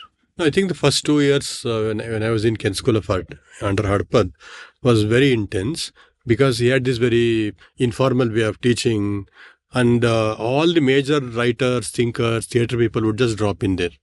And then when he came there, he would ask us to stop whatever we were working, and they would have a small interaction. It would be poets. It was even people like Gadar, the poet from the Mao, this one, extreme left. Even he would come there and he would sing for us. So this exposure to different kind of thinking people, thought process was very crucial. And then Hadpa told us we were hungry to absorb. Any show anywhere in Bangalore, we would go cycling and then see it and come back. And then after coming back, it was mandatory for us to write a page about that and read it in the next day class. So that started bringing in certain clarity about why you are seeing what you are seeing. It may not be great writing, but it became a tool for you to, reflect on that show and things like that. And I think I'm very sure it started some of my earlier writing habits of, putting down things in. And also I was writing some poetry at that time and all that. And then we would go to British Council, Maximer Bhavan, and then Alliance Francaise. Those were the three windows for us to look at the outside world, because they would get some new magazine, would go look at it, because there's no internet, there's no information. So those three libraries really opened up entire world for us till I went out on a British Council scholarship to UK, and I started looking at the museums. Till then, it was, these three institutions, and some artists would come from UK, they would have exhibition, we would go to all the film screenings. I think there was this hunger to know and absorb. I think that really pushed us quite a bit in the initial days. And who were the early artists whose work you liked, whose work really struck you, even in terms of film screenings? Like, what are the moments you remember which were really inspiring for you? I don't remember much of specific names and all. One was Wim Wenders, which we saw in Maximer Bhavan. It was about road movies. It's about continuous Paris, journey. Texas. Yeah. So that was one. And then in Baroda, we were exposed. We had this film club, so we saw all this Kurosawa and all the big names in movie. There would be 1 week long festivals and all that. That was a good exposure. And then there was this music. This one they come and explain to you how ragas are made and all that. Those kind of sessions were there in Baroda. So I think those 5 years, and in Parishad we had this stream of workshops where people like Krishna Reddy was a very well-known printmaker who is no more. He came and did a workshop. We were not allowed to participate because we are still students, but he was still around. And then by osmosis, you are absorbing so much of those kind of thing. So some of those workshops in CKP were very, very important. And even before that, even in my school days, we had this government library very close to my house. So I would just go there and then look at all the books related to art. And there were some books which were in the reference library. It had all the museum reference books of St. Petersburg and Louvre and all. So it really flares up your imagination and then builds a certain kind of picture about who is an artist and what kind of. So I think those were the exposures. In Malleshwaram, we had this place called Gandhi Sahitya Sangha, opposite to my father's office. And in the first floor was Chitrakala Parishad. Even before joining the art school, I would just go there as a child, walk around and look at the paintings and that smell of turpentine and all that. So that way, I think the first exposure to art was just walking in the art school and then absorbing. And Gandhi Sahitya Sangha was a cultural center. It was a center for promoting Gandhian philosophy and all that. So a lot of writers would come there and give speeches. Then we had this Malleshwaram grounds in Malleshwaram, and you could see Yakshagana there. A lot of theatre, puppet, shadow puppetry. And if you go to the other side, you are able to listen to some of these speeches by religious people. So within those 5-6 roads, there were many cultural institutions which were able to feed you without knowing or not knowing. You're exposed to them and then absorbed so many details from there. So let's take a quick commercial break and we'll continue your story on the other side of the break. Long before I was a podcaster, I was a writer. In fact, chances are that many of you first heard of me because of my blog India Uncut, which was active between 2003 and 2009 and became somewhat popular at the time. I loved the freedom the form gave me, and I feel I was shaped by it in many ways. I exercised my writing muscle every day and was forced to think about many different things because I wrote about many different things. Well, that phase in my life ended for various reasons, and now it is time to revive it. Only now I'm doing it through a newsletter. I have started the India Uncut newsletter at indiauncut.substack.com, where I will write regularly about whatever catches my fancy. I'll write about some of the themes I cover in this podcast and about much else. So please do head on over to indiauncut.substack.com and subscribe. It is free. Once you sign up, each new installment that I write will land up in your email inbox. You don't need to go anywhere. So subscribe now for free. The India Uncut newsletter at indiauncut.substack.com. Thank you. Welcome back to The Seen and the Unseen. I'm still with Ravikumar Kashi, and we are talking about his art education. So tell me, at this stage, you're in art school, you're going through art school. What is your sort of vision of the kind of life you want to live? Because as you had mentioned that you had taken up art because you loved drawing, you were good at it, you fell in love with it. But now that you actually have to look out ahead and think in terms of a career and how do you make a living and what kind of life you build for yourself. A, what were you thinking? And B, what were your fellow students thinking? Like, what was their vision for themselves? What was the art ecosystem like at that time? What were the prospects for people like you? There were very few job opportunities. When we came out, it was still very few galleries also. So there's not like a very big market which was there. As I had mentioned before, we were not informed about this whole market system and all. Only after finishing Baroda, I kind of realized that such a system is there.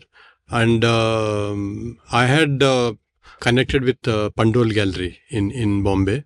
In fact, it so happened that I was in Bhopal, in an art camp, students' art camp. And normally we used to carry our portfolios with us at that time, literally lugging everything. And I had taken my portfolio there. And then a person called Sridhar, he came and then he introduced me. He's a person from Bombay. He wants to see your work. I showed him the works and he was very interested. And then before going, he gave me a card. And then that was Dadiba, Pandol Gallery. And then he said, whenever you're in Bombay, next you just meet me and all that.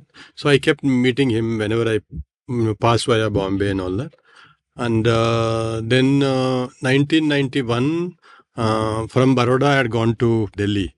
I thought I'll settle down in Delhi and I will work in Gadi workshops and all that. So that didn't really materialize because of various reasons. First, there was no income, and I didn't get a scholarship. And many of my friends at that time, they were teaching in various schools, or they were working in textile, garment, garment factories and all, designers and all that. So which I didn't like. So I had to come back from Delhi. But before, I think few weeks before I came back from Delhi, I came to know Dadiba was in Delhi for some show. And then I went and met him. And then I showed him whatever off late I had done and all that. So he said, shall we have a solo show? I said that was fantastic because, second year after finishing my course, and then major gallery like Dadiba Pandol is offering me a show. I said yes, and then we decided, I think September, October as the time for that show. And then it so happened that day, I just had enough money to go meet him and come back. And Dadiba, being Dadiba, he said, can I give you some advance? And he gave me 1,000 rupees advance, 2,000 rupees advance. And that was like a big boon. Dadiba has been someone who has been really supportive in those initial years. And when I had the first solo show, mid 1991, he said, I'll buy the whole show. Wow. At 50%, it's whatever. So that had some money, chunk of money. And that went on for some time. Then 94, I had another show with him. 97, I had another show with him. Whether I had a show or not, if I wanted some money, I would just call him and things like that. And then he would send me some money and all the accounts are done later. I don't think many galleries do that kind of supporting anymore.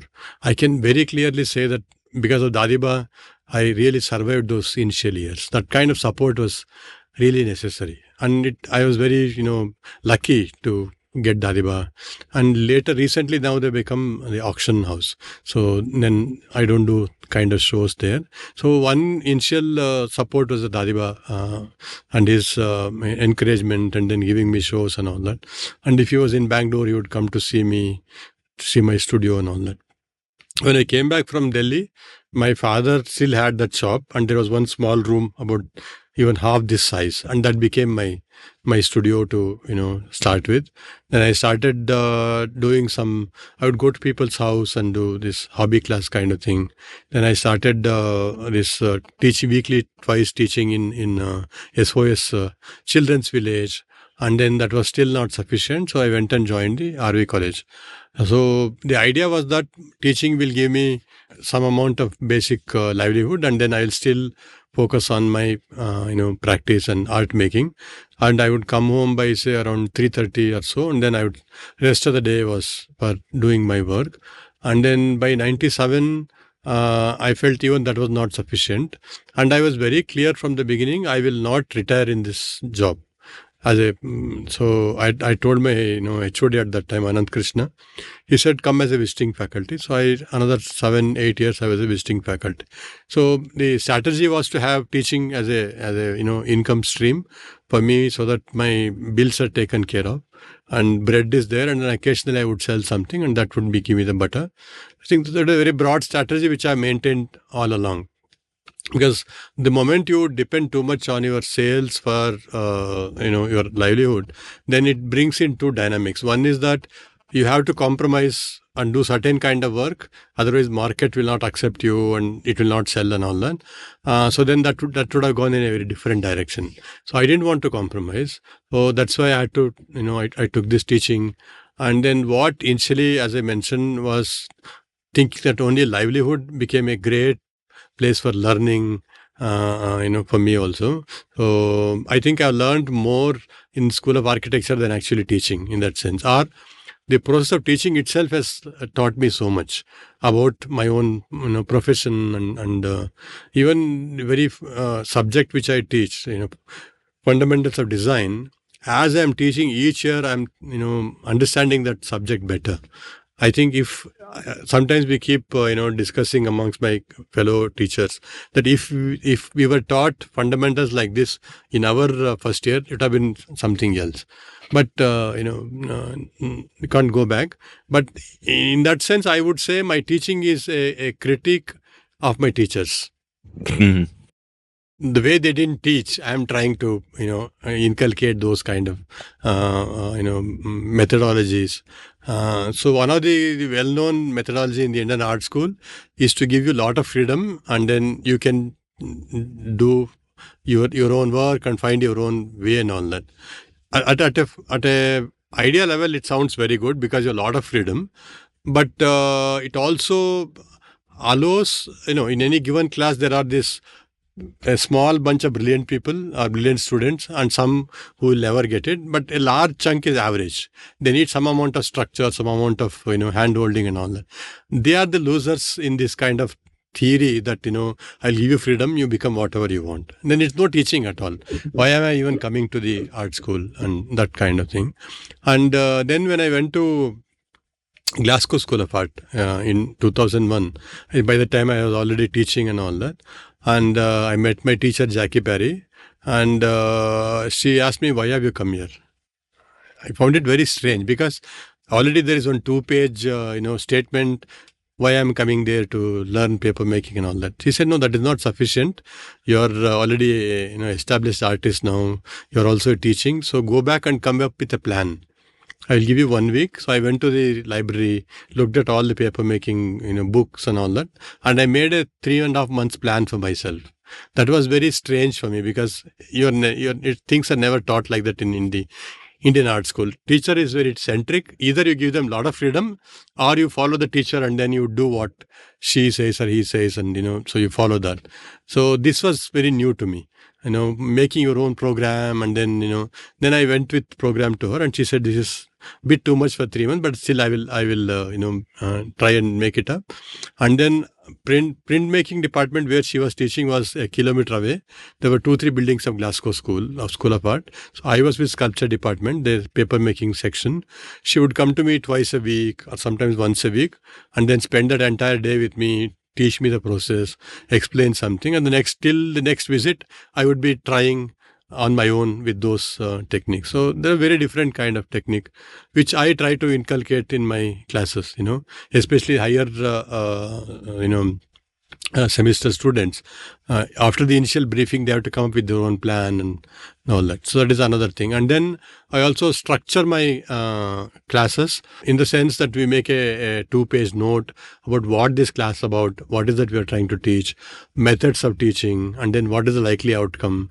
And then you also make some leeway for if some student has finished quickly, then how do we give her more work or engage them, and what is the minimum somebody has to reach and all that. So that I think that clarity really helps in bringing out more interesting works.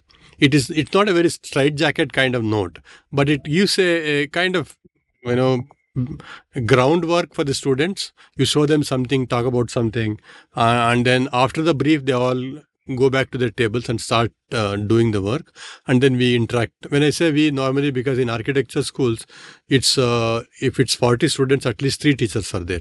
So I will be the lead teacher, and then in discussion we decide, okay, this is what we are going to do this week and all that. Sometimes we break down the assignments into 3 or 4 classes and all that, but we know what we are trying to do. And within that parameters, each student will come up with their own versions, iterations and all that. I think that kind of teaching, which I have adopted from architecture design teaching, I wish it was done in art schools and all that. Recently, I made a presentation where I was talking about, in an art school, normally we say if somebody is a skilled artist means She can draw something as you're looking at them, like a very mimetic kind of drawing or a very representational kind of drawing, nothing beyond that.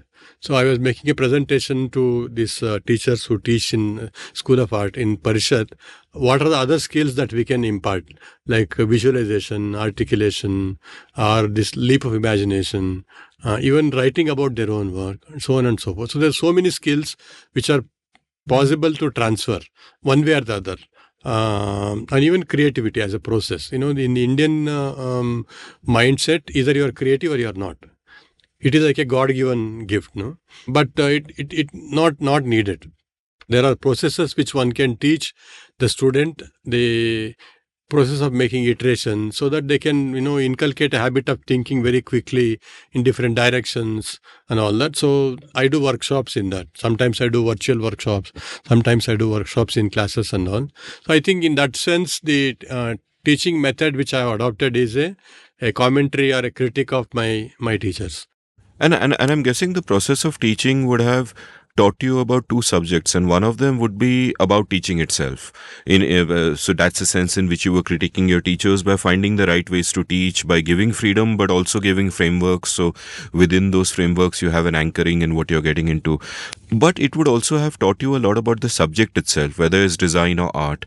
So give me some insight into how that works out. Like, I have always found that the best way to really understand a subject, like this is a hack I've got for myself, that when I want to really understand a subject, I'll pretend that I'm going to teach a course on it after I'm done. Because then the kind of notes that I take are just of a different order of depth. Because then you have to know every simple thing about it. You have to go to first principles. You have to really understand it. So how did it change the way you thought about art and design, and how did it change your art? No, in fact, I would say that each time I teach, it's the same subject. Introduction to visual art, and then fundamentals of design, and then creative process. That's what I teach. And each year, because it's only 3-4 line syllabus, we have the freedom to do different exercises, different directions each year. And then we try that because it's boring otherwise. And then the senior students will come and tell us we didn't do this. They don't realize that it's the same thing, but we are approaching it in a different way and all that. So I realize each year I understand a different aspect which I didn't think of before. And in the moment, in the spur of teaching, you actually start realizing, connecting so many things which didn't happen before. So in that sense, actually, teaching is the best way of learning. And then same subject when you start teaching, and then also, like I've done workshop with NID students, I have done with SRISTI students, NIFT students, and each one need to be calibrated differently. Teaching NID students was a great 10 days of, like I went with all this proper brief and everything, and they didn't respond. For them, that brief was even more open-ended than what they get. So then another teacher came, and then we had a discussion. He kind of, became an interlocutor between me and how I want to. So by third day, things were set, and they were so talented. Some of them just vanish for days together, and you're wondering what is happening. Because in architecture college, you have students in front of you most of the time. But in NAD, it's a different culture. Once they have a brief, they'll vanish. And by 9th day, 10th day, they all came with work. It was such beautiful work. And, so it was nice to, question your own methodology or convictions for a change. And then believe in the students' ability, and what they can come up with.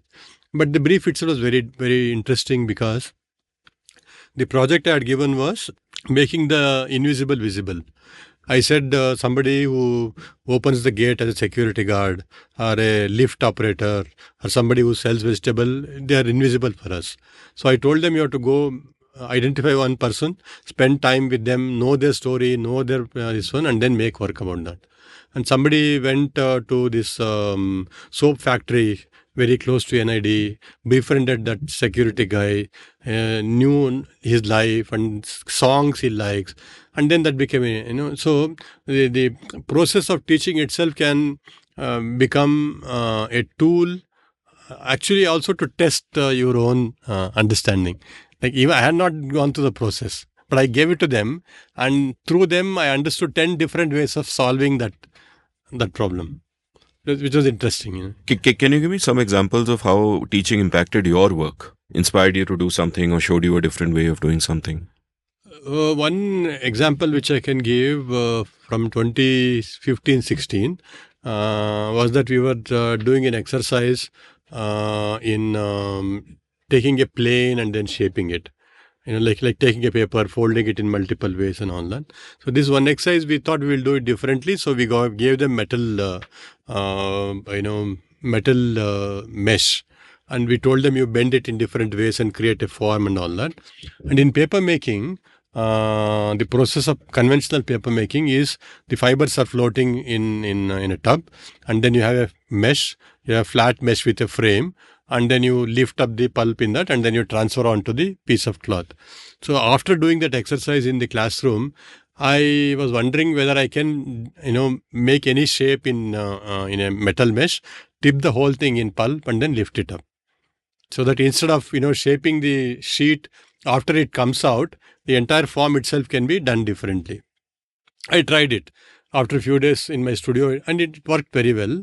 The entire Silent Echo show was based on this idea of creating a shape in a metal mesh, like a inner structure, and then creating a paper thing and that. So it was beautiful. Like one insight from the classroom, enters your studio, and sometimes, like for example, this visual culture documentation which I keep doing.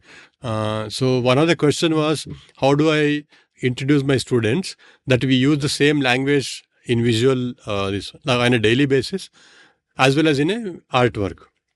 Like how you use the same Kannada or English to speak on a daily basis and also create a novel or a poetry and things like that. So I started looking for examples in daily life, like posters, banners and all. And I took that to the class, and I started explaining to students, like, look, this banner is there, this sense of hierarchy. All the senior leaders are on top, and then the big leader is in a bigger size in terms of scale, position and all that. But that curiosity or that understanding became a obsession. In the last 20 years, I've been documenting the city visual culture. Just what started as a small, interesting tool to teach in a class became an entirely full branch of my engagement. And then the examples from this keep going back to the class. That is the most interesting part, and then it comes out. Like, for example, few years back, there was this advertisement from the corporation. It said, if you don't engage with this red, your wife will not wear red, something like that. Like signal light, it was about awareness about signal light and all that. So then I take it to my class and analyze that. How that one statement really has so much of assumptions built into it. That, only men ride, and that all men are, majority this one. And wearing a bindi is still a very important aspect of your cultural thing. And then wife is sitting at home. So it's very interesting to, just look at one ad or one banner, one poster, take it to class and then discuss. And then I connect it with, there was this campaign which happened, I think 2 years ago, No Bindi, No Business campaign. So then you start connecting all this bindi related thing, and it can become a entire section about the politics of representation, how we represent women in advertisements, how we represent them in school posters. So that's how it gets connected with me. So little bit of teaching, then little bit of finding things on my own, and then I have this folders by folders where I start putting them. And like I think I mentioned, I've been documenting the Instagram posts of the various ecosystems, and then there is one post which says, "I like you for your bindi, not for your lipstick." So then that goes into the same folder where it's about bindi, and then all the rest of the thinking that goes with it.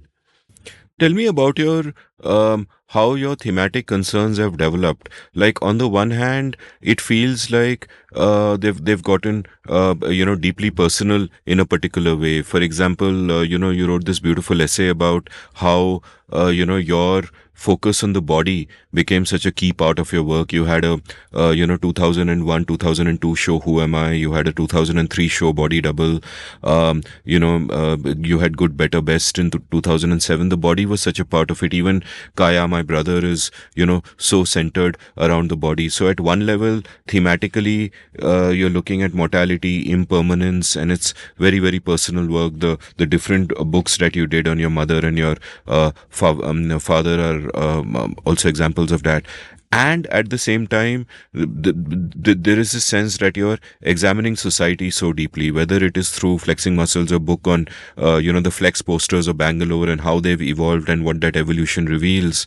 And even some of the folders you showed me on your laptop where you're documenting different kinds of social trends. I don't know how much of that you want to reveal, so I won't say more, but different kinds of social and political trends. So there's a very deep social and political awareness. So there's a looking outwards, as it were, but there is also a looking inwards.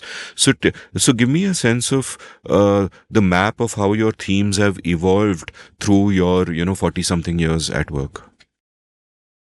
So I think it also, the diversity in my work comes from my diverse reading, I would say, because I read about economics, history, politics, a little bit of philosophy, sociology.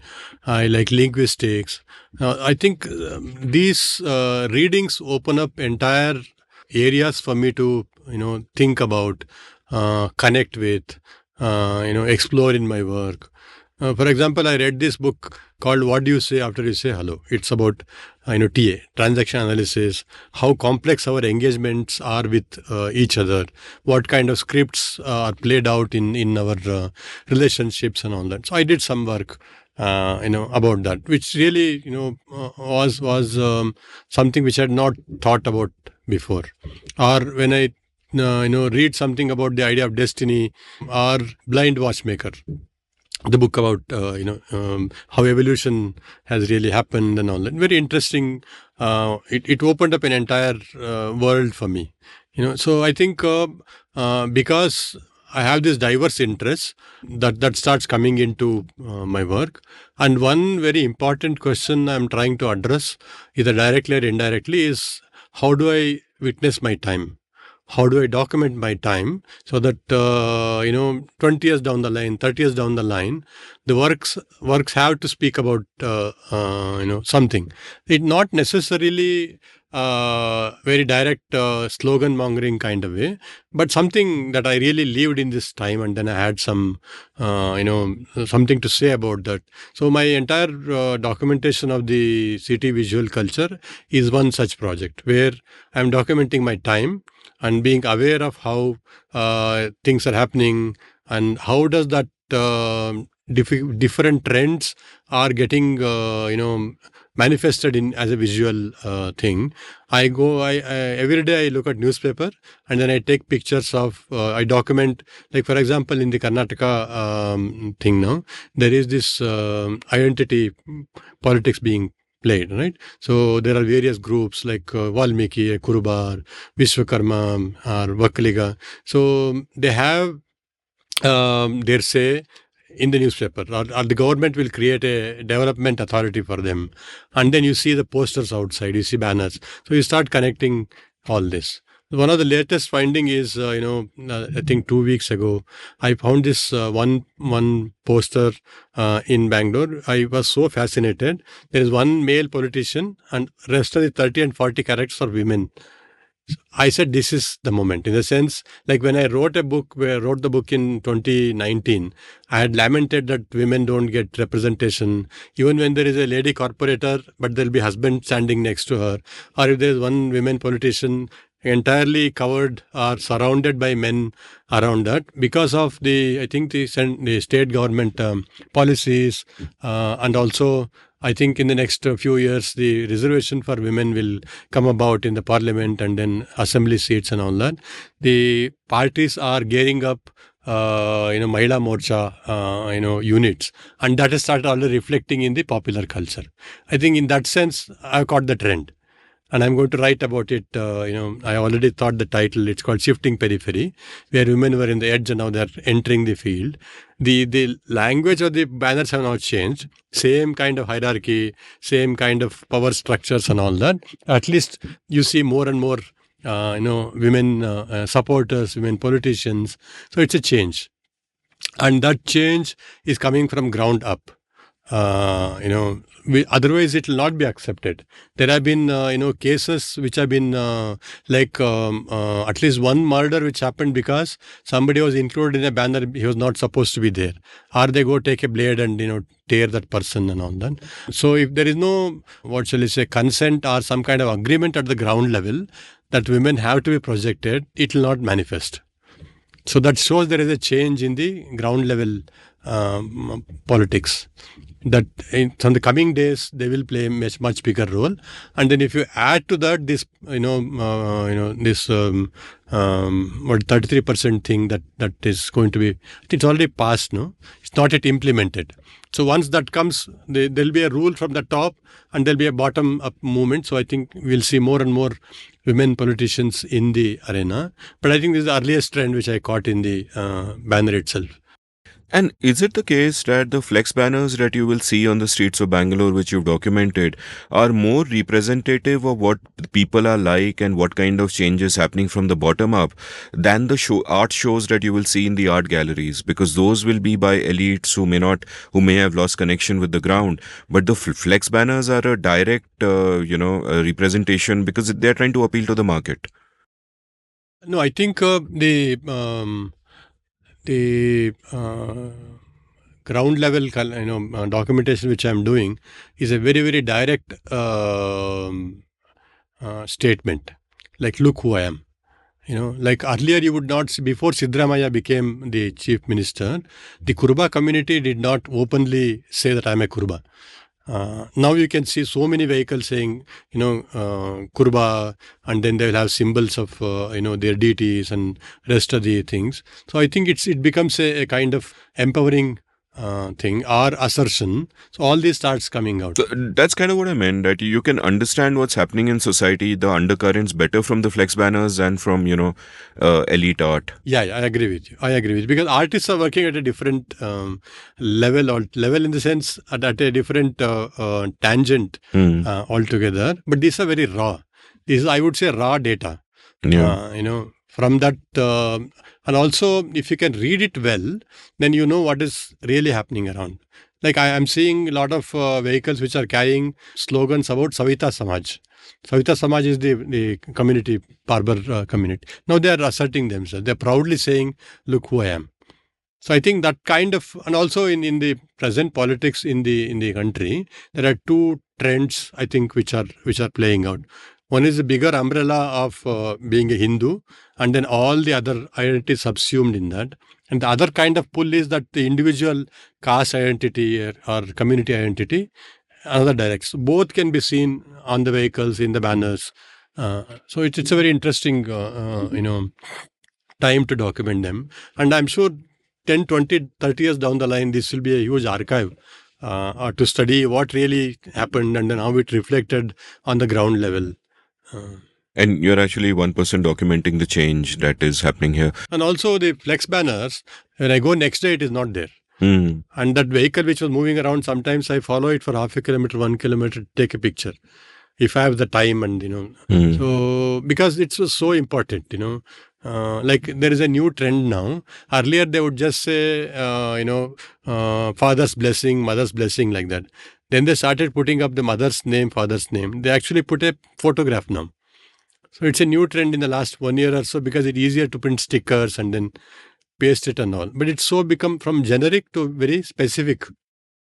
It has become now. Like some of them say Marappana Maga. That means Marappa's son or something like that. But now they started posting their children's photographs, family photograph, parents' photographs on the vehicle, which is very interesting.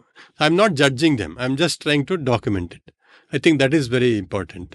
And apart from the ones that you just mentioned, like there are more women and there are these assertions by particular groups, what are the broad trends that you've noticed in the last 10, 15 years that have been happening that you can see through flex banners, but that may not immediately be visible elsewhere? Flex banners, especially in Bangalore, have become, central business district. Actually, there is a court ban. You're not supposed to put up any flex banners at all. But the local area, it doesn't work. The power structures are very, very different there. Even the police come under them, the local MLA, MP and all that. So there's no way they will remove them. So flex banners have become a a tool to assert your power in the area, like end to end. And you can almost make out the area where their power, what shall I say, the limits of their power. Like I have documented one ex mayor, I think. So in front of his house, his banner is like life size. 2-3 roads away, he becomes like 1 feet. That means his area of influence has ended there. Wow. And there are some, politicians in that area of 2-3 kilometers. They are like very big size posters or banners. Beyond that area, they become very small or they are not there. Wow. So these are the very interesting, like where you put up a poster and how big it is. I think that really matters. So not just the size. Like there are some Vanabe politicians, they put up in front of their house. So there are these very like old villages which are caught up in the city development, and they were the maybe zamindars or big landholders of that area, and they become politicians. In front of their house, they have the biggest possible portrait of themselves, but not 2-3 roads away. So it's interesting to study this areas of influence and how they assert, and and then in our area we have one BJP candidate and one BJP Congress candidate very close by, and they try to keep pushing each other's boundaries, and then go and put up a post in front of his house, and it will be removed next day. All this details keeps happening. I want to ask you a question about the importance of breadth. Like you pointed out that you like to read a lot, you're reading economics, you're reading all kinds of different books from around the world. How important is breadth for an artist to really evolve? Because a danger in every single profession, whether it's economics or policy or whatever, is that you get too narrow, you get into a silo, you get specialized, and then you can't take the bigger view, you can't kind of zoom out. And, and the danger there is that if you're an artist, I imagine, or a writer, the danger there is that because you don't have the breadth, because you don't have multiple frameworks, you start getting trapped by all the tired tropes that might be in fashion at a particular point in time. You either start repeating the cliches that are in fashion within your field, or you develop your own set of cliches and you keep repeating yourself. Like you said, and I agree with you, that a compliment that you really like is that this doesn't look like you. It's so different from what you have done before. So how important is breadth? Do enough artists around you have that kind of breadth? Is that a critical part of being a vital living artist? Or do you see people falling within the trap that they get trapped either by the tired tropes of their field or their own internal cliches? No, I almost go to the extent of saying that after a point, you don't need to study too much of art history. Expose yourself to various other disciplines, because that is where the interesting, triggers come from economics, and then history. So many, disciplines are there, and that sense of wonder can keep continuing. Otherwise, the same artistry, you already know it, and then it doesn't really make a difference to what kind of work you do. And I always feel the new comes from outside. Like let's take this the Karnataka art history. This one, the initial the sense of new came from when the British entered. They started this art school in Bombay, and they started an art school in Chennai, and from there the new ideas came up, and then artists started going to Shantiniketan. Another set of new ideas came from outside, and then by 1995 there were a lot of scholarships to go abroad. So artists who went outside and came back brought in new ideas. So I think it's always important to look outside that limited circle for new triggers, new kind of even doubts which can come, because you're seeing something so different, you start doubting yourself. And I would say that's a very good thing. When you're very certain, then it's a problem. I always tell students, if they are have some doubts, that's a good position to be in. Then you start searching, then you start, exploring and all that. So certainty is a problem. So engaging with outside disciplines gives you that sense of, some new spark, a new idea.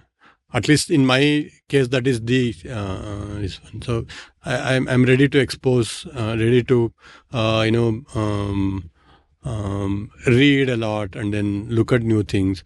And then when I went to Glasgow School of Art, I had this huge gap of 10, 12 years, and they had this huge library.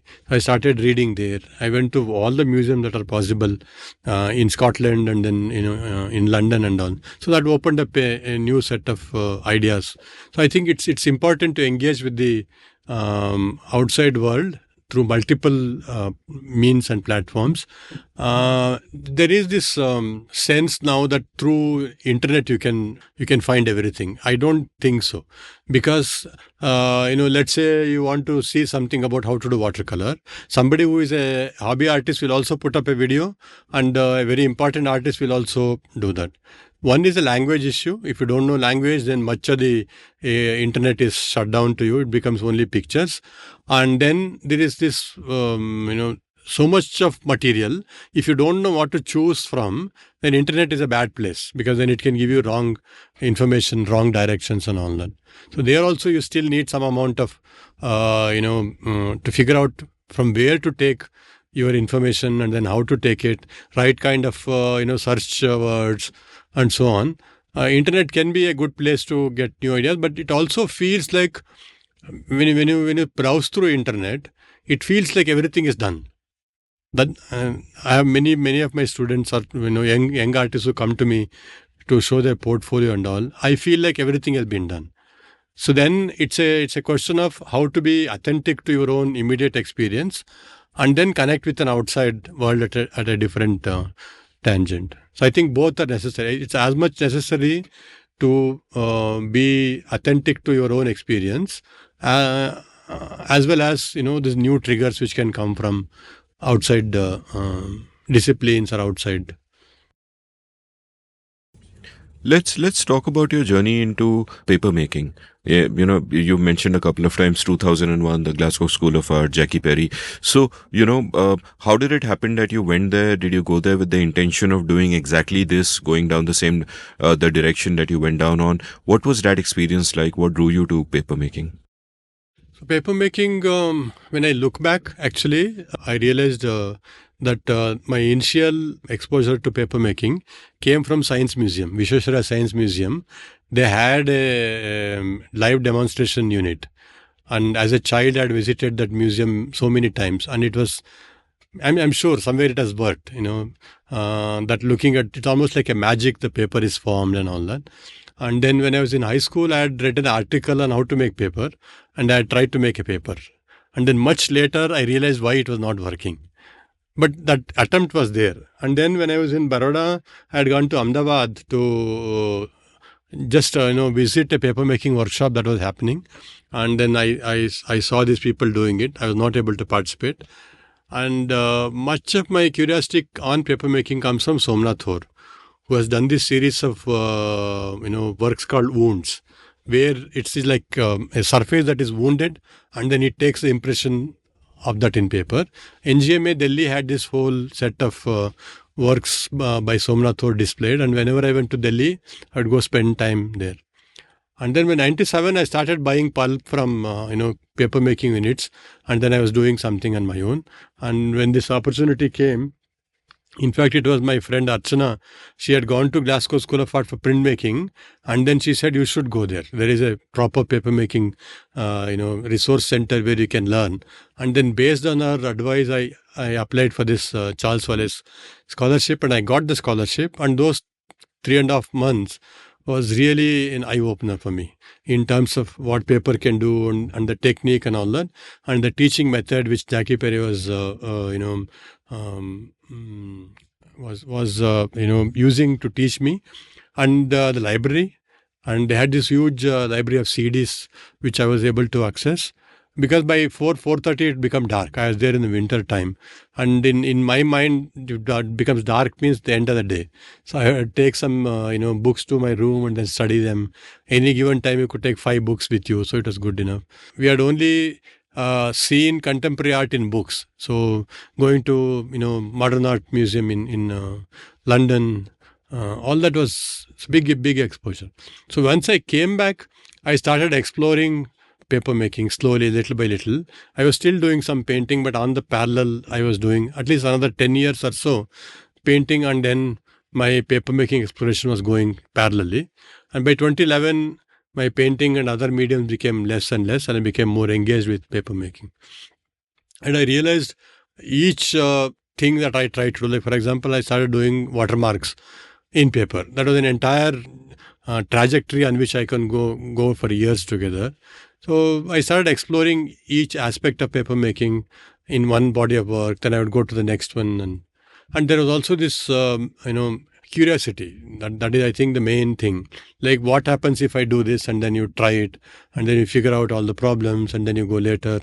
So I think, yeah, first of all, it is a very new medium to India. There's hardly anybody using that. So there was no precedence, there was no set patterns and all that. So that really gave me a lot of opportunity to explore on my own. And then my personal sense of curiosity, basically. Each time I ask the question, what if I do this? What happens? And then you try that. And then you figure out, and then there'll be some problems. You solve the problem. Because the way we teach in the School of Architecture is problem-solving method. You define the problem and then you find 10 different ways of solving that problem. So I follow that in the studio, and then it opens up a lot more possibilities. So, until I went to your studio, my impression of paper making was that there is wood pulp and you make paper from wood, and that's how it's done. And you kind of opened my eyes to a universe of possibilities, both in terms of how you make paper, what it can look like, the qualities that it can have, etc., etc. So for my listeners, just kind of break that down, like, break down all the different things you can do with it, why you fell in love with it, what you started enjoying about it, etc., etc. So one can make paper from three different fiber source. The first is the plant fibers. Like any fibrous plant, pretty much after cooking it, you can extract the fiber and then make paper from that. And some of the earliest papers were made even in China from plant fibers.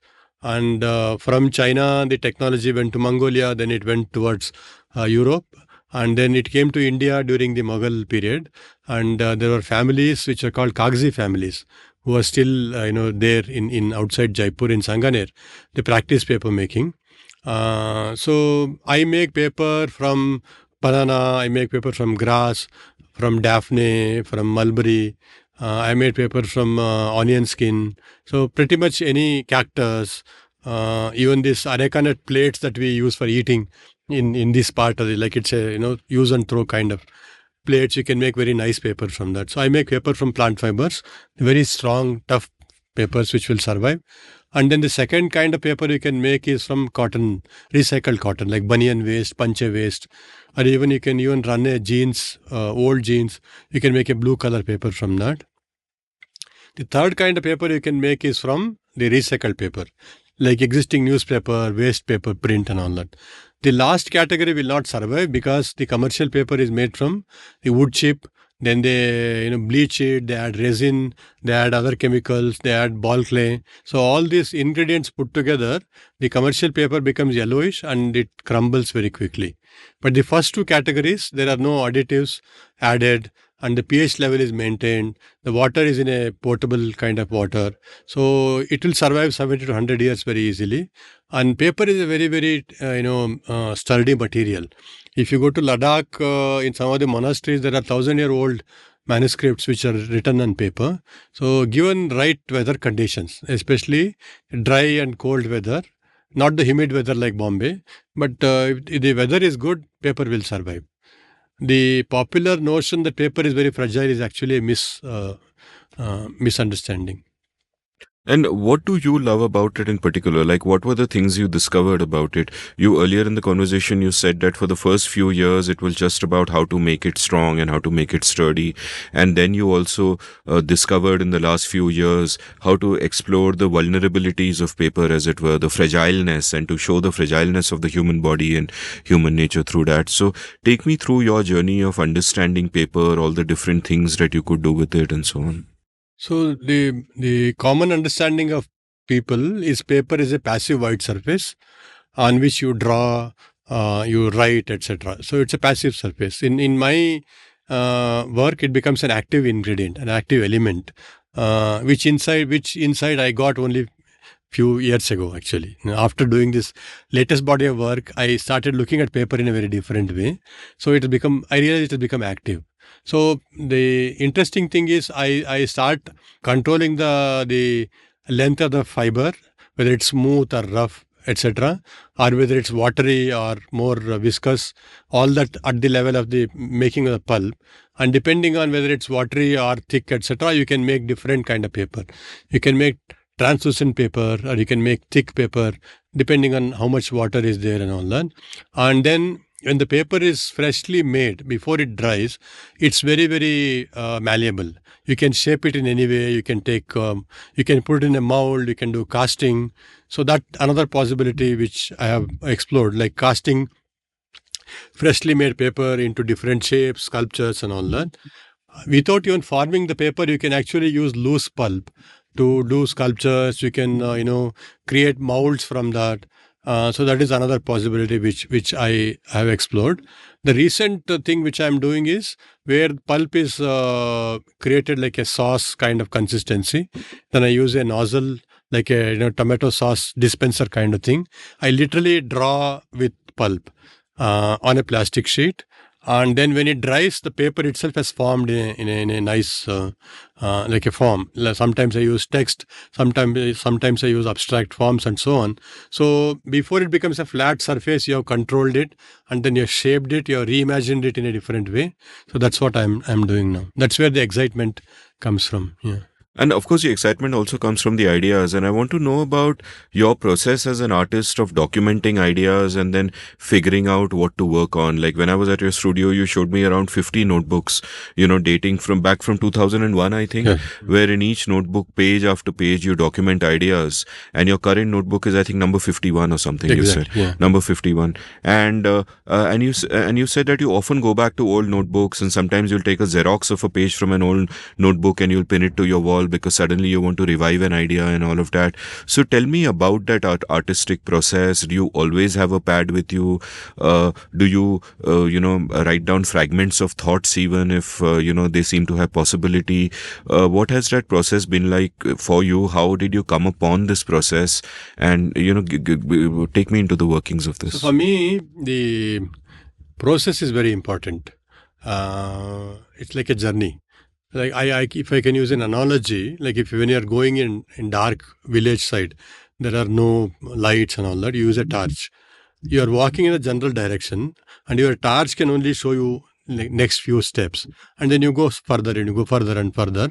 That's how you believe in your ability to find the road and your capacity to navigate, and you jump into it and you go in the dark. So something similar happens in my so you don't have a bigger picture, you don't have the full idea or full end work in place, but you jump into it. And then there's also this concept called making as thinking. Thinking is not separate, making is not separate. You have an initial idea as a seed idea, then you start making, and then the process itself will reveal, it will open up a lot more possibilities. And then you intuitively sometimes you bring back your past experience, etc., and then you shape it up. So I think that making as thinking is very important, where that is what gives the body to your thought. And the books that you are mentioning, now I see it like a seed bank, because each idea is like a seed. It still needs water and then manure and then soil and all that, but it's there. It's a very, very what shall we say? It's very I'm not finding the right word. It is there, but it doesn't still have the material. It's not embodied yet. It's a not potential. embodied yet. Yeah, something like that. So I long ago I read this corporate what shall we say, guideline about 4 stages of what happens in a thinking process. The idea first comes the explorer, where you keep exploring all the ideas. Then comes the judge, and then comes the artist, and then comes the soldier. So if the judge comes too early, then your explorer will get truncated, because as the ideas are coming, judge is cutting them down and all that. And if the judge doesn't come at the right time, then you are going all over the place. So that is the first relationship between the judge and the explorer. And if the artist doesn't come in right time, you have a good idea, you have made a certain amount of judgment, but it is not yet manifested in the right form. And if the artist becomes too enthused, then you overwork, you kill the work and so on. And then let's say work is ready, but if the soldier is weak, then somebody makes a comment, then you change your work, or you are not able to receive any kind of comment. When the soldier becomes too strong, then the moment somebody starts saying something about your work, there's a whole screen that comes in the front and then you stop listening at all. So these four roles I thought were very interesting. I thought, how will I adopt them? So the idea of these notation books, idea notation books, I don't call them sketchbooks because sketches are something like, look at something and draw. You have a final image in mind, but you want to try something out like that. But these are pure ideas which are written down. I have some drawings, I have some, text next to it, either in Kannada or English. And I also write where I was when that idea came, what time, is there any special day in which it was there, so that, you can go back and it becomes like a zip file. And you can, enter that and then all the other associated details will come up to your mind. So that is the fundamental idea.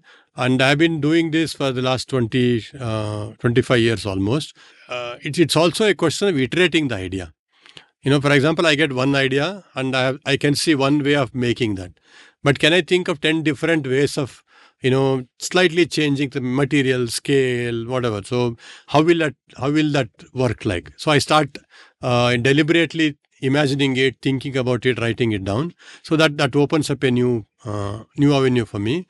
And then sometimes one part of an old idea and the new idea, they merge and then becomes a third idea. Or sometimes I go back to those books and say, oh, this was such a good idea, why I didn't explore this further. I pick it up and then, or because of your own maturity, you can see a better value in that old idea. That is also possible. And some ideas, of course, you think that they are the best ideas that you had ever had. And then I get this 20 different things done in the next 1 week. And then after a month or so, you realize it is not working at all. So I just let it be. Things are lying around. I come back to it much later, but I see it in a different way. So it's about engaging with these ideas which can just vanish if you don't document it. So those 50 and odd books are about documenting the ideas. And then, the other thing which I do also after I got the mobile in my hand is to document how the work is shaping up at the end of the day, or as I am doing some process. So I take a video. So between this idea notation book and my documentation of the process, you can actually trace back almost all ideas to where it started from, where it diverged from the initial path, and then where it. So there is this beautiful book called Garden of Forking Paths. It's about how ideas keep, forking, and then so you can almost see the entire forking of ideas in these books. And somebody, I think in Netherlands, wanted to study them. I scanned about 2,000 pages and I sent it to them and all that. But it was nice because of those scanning time. I could go back to every page and then see what I had written and all that. And from time to time, I also keep writing interesting concepts which have come to my mind in those books. For example, Overton's window, which came up in one of your things. So I went back and started thinking about it. What is Overton's window in my context or in my artist field? For example, at the moment, the Overton's window has moved more towards experimental art, installation, and also meta-narrative based art, like for example, migration and so on and so forth, and less for traditional art. But window is also closed for, let's say, nude studies or very, critical kind of art, like critical commentary on politics. It has closed down. So that thing has shifted in the last 20 years. So I was able to take that one idea from a talk and then use it in this one to get a different understanding of my own field. That is where I think the triggers has to come from outside. And I was able to really understand the art world in a better way because that one concept came to me. Well, and then another idea came from one of the talks called Minifesto, not Manifesto, Minifesto. So how does manifestos work in artist's work? You're not making grand plans, but you have this one small goal and then you achieve that and go to the next one like that. Or this idea of intergenerational generosity. How does that work in art world? Or this idea of social capital. It came in one of the talks. I don't remember her name. She talks about using her social capital to help the younger generations and things like that. So I was able to realize what I am working, how I am working with younger artists, and that clarity.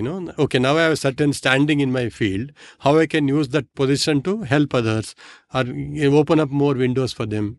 So I think that's where the ideas keep coming from outside to me. These are fantastic frameworks you've just shared, making as sinking, then the explorer, judge, artist, soldier. Even manifesto is such a really nice idea where you zoom in instead of, getting too ambitious. Can you give me some examples of how something from a seed bank, which you had put in the seed bank a long time ago, took new form and, became something else entirely? So I can go back to this silent echo work, which was, I think for me, it was a very important work in my practice. Almost for 6 to 7 months, I was making these individual objects. Like I had made this megaphone with, tongues on that. Then I had made a TV, like old TV. I had taken a mold and I had put tongues on that because at the moment TV is about like consuming, desiring, and so on and so forth. Then I had made this like what plant watering, whatever it's called, with holes in it, because that nozzle kind of thing. So if the water drains out even before it reaches that point, like if you're so selfish that there is not enough in you, what can you give and things. So I was creating this kind of imagery as in sculptures and all that, but it was not coming together. Then one day I was going to college and I was sitting in the backside. My driver was driving, and this idea of a boat which can hold all this came. I can almost see, in my mind where that idea came. I was passing through this Trinity Circle, and then we were going towards the military hospital and that junction. And that one idea brought all those things together. Then it started becoming more meaningful. And then in the next couple of days, that boat took a proper shape, how that boat should look like, whether should it be a specific boat or that boatness is important. So this kind of thing. So I think with those notebooks and then with the work that were happening, I made a presentation about this, one of the art schools, about how process is important. Because when you go to an exhibition, you don't see the back end. So in many of the art school presentations, I actually show them the back end, not the finished works, or just show one or two finished work, but what led to that work and then how it arrived at. And sometimes in hindsight, it is very easy to connect them. When you're actually involved, you don't realize. You are going with your gut feeling. You know something is not, something is right, all that. But after some time, things starts coming together. Then you have a framework, you have a theory, and then actually when you show the work, that is when it becomes completely fixed in your mind. For example, because of my last two shows in Bangalore and Delhi, I know too much about my work now. How I use language, how I use that language as a membrane, and so on and so forth. So now I have to become unfamiliar with that and then move on. Otherwise, I will, again end up repeating myself and,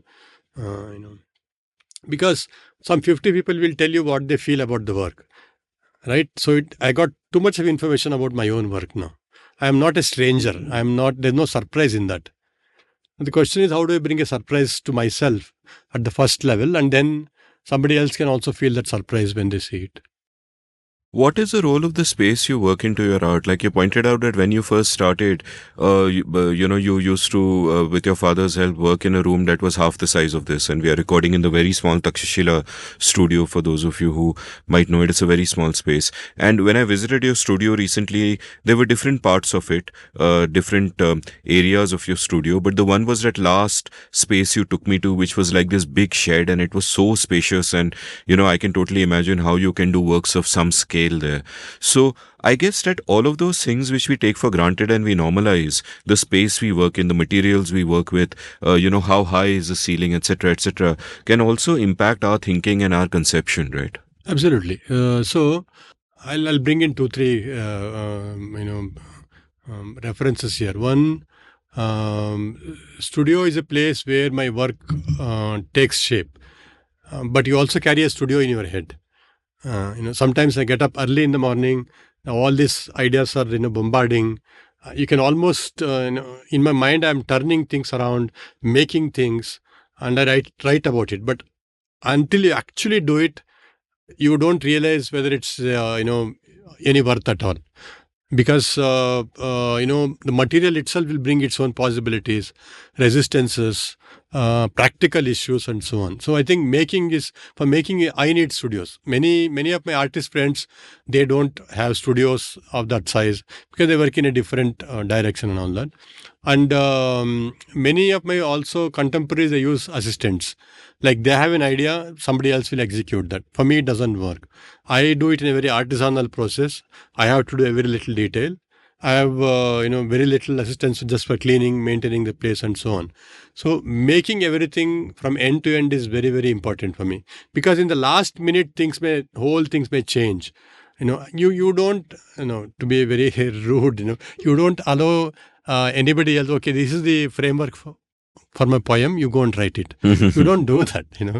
You literally write everything, and then you edit it 100 times and so on. So similarly, I find it very odd to the large projects. I take help, like the airport project which I did in collaboration with Chanpatna toy makers.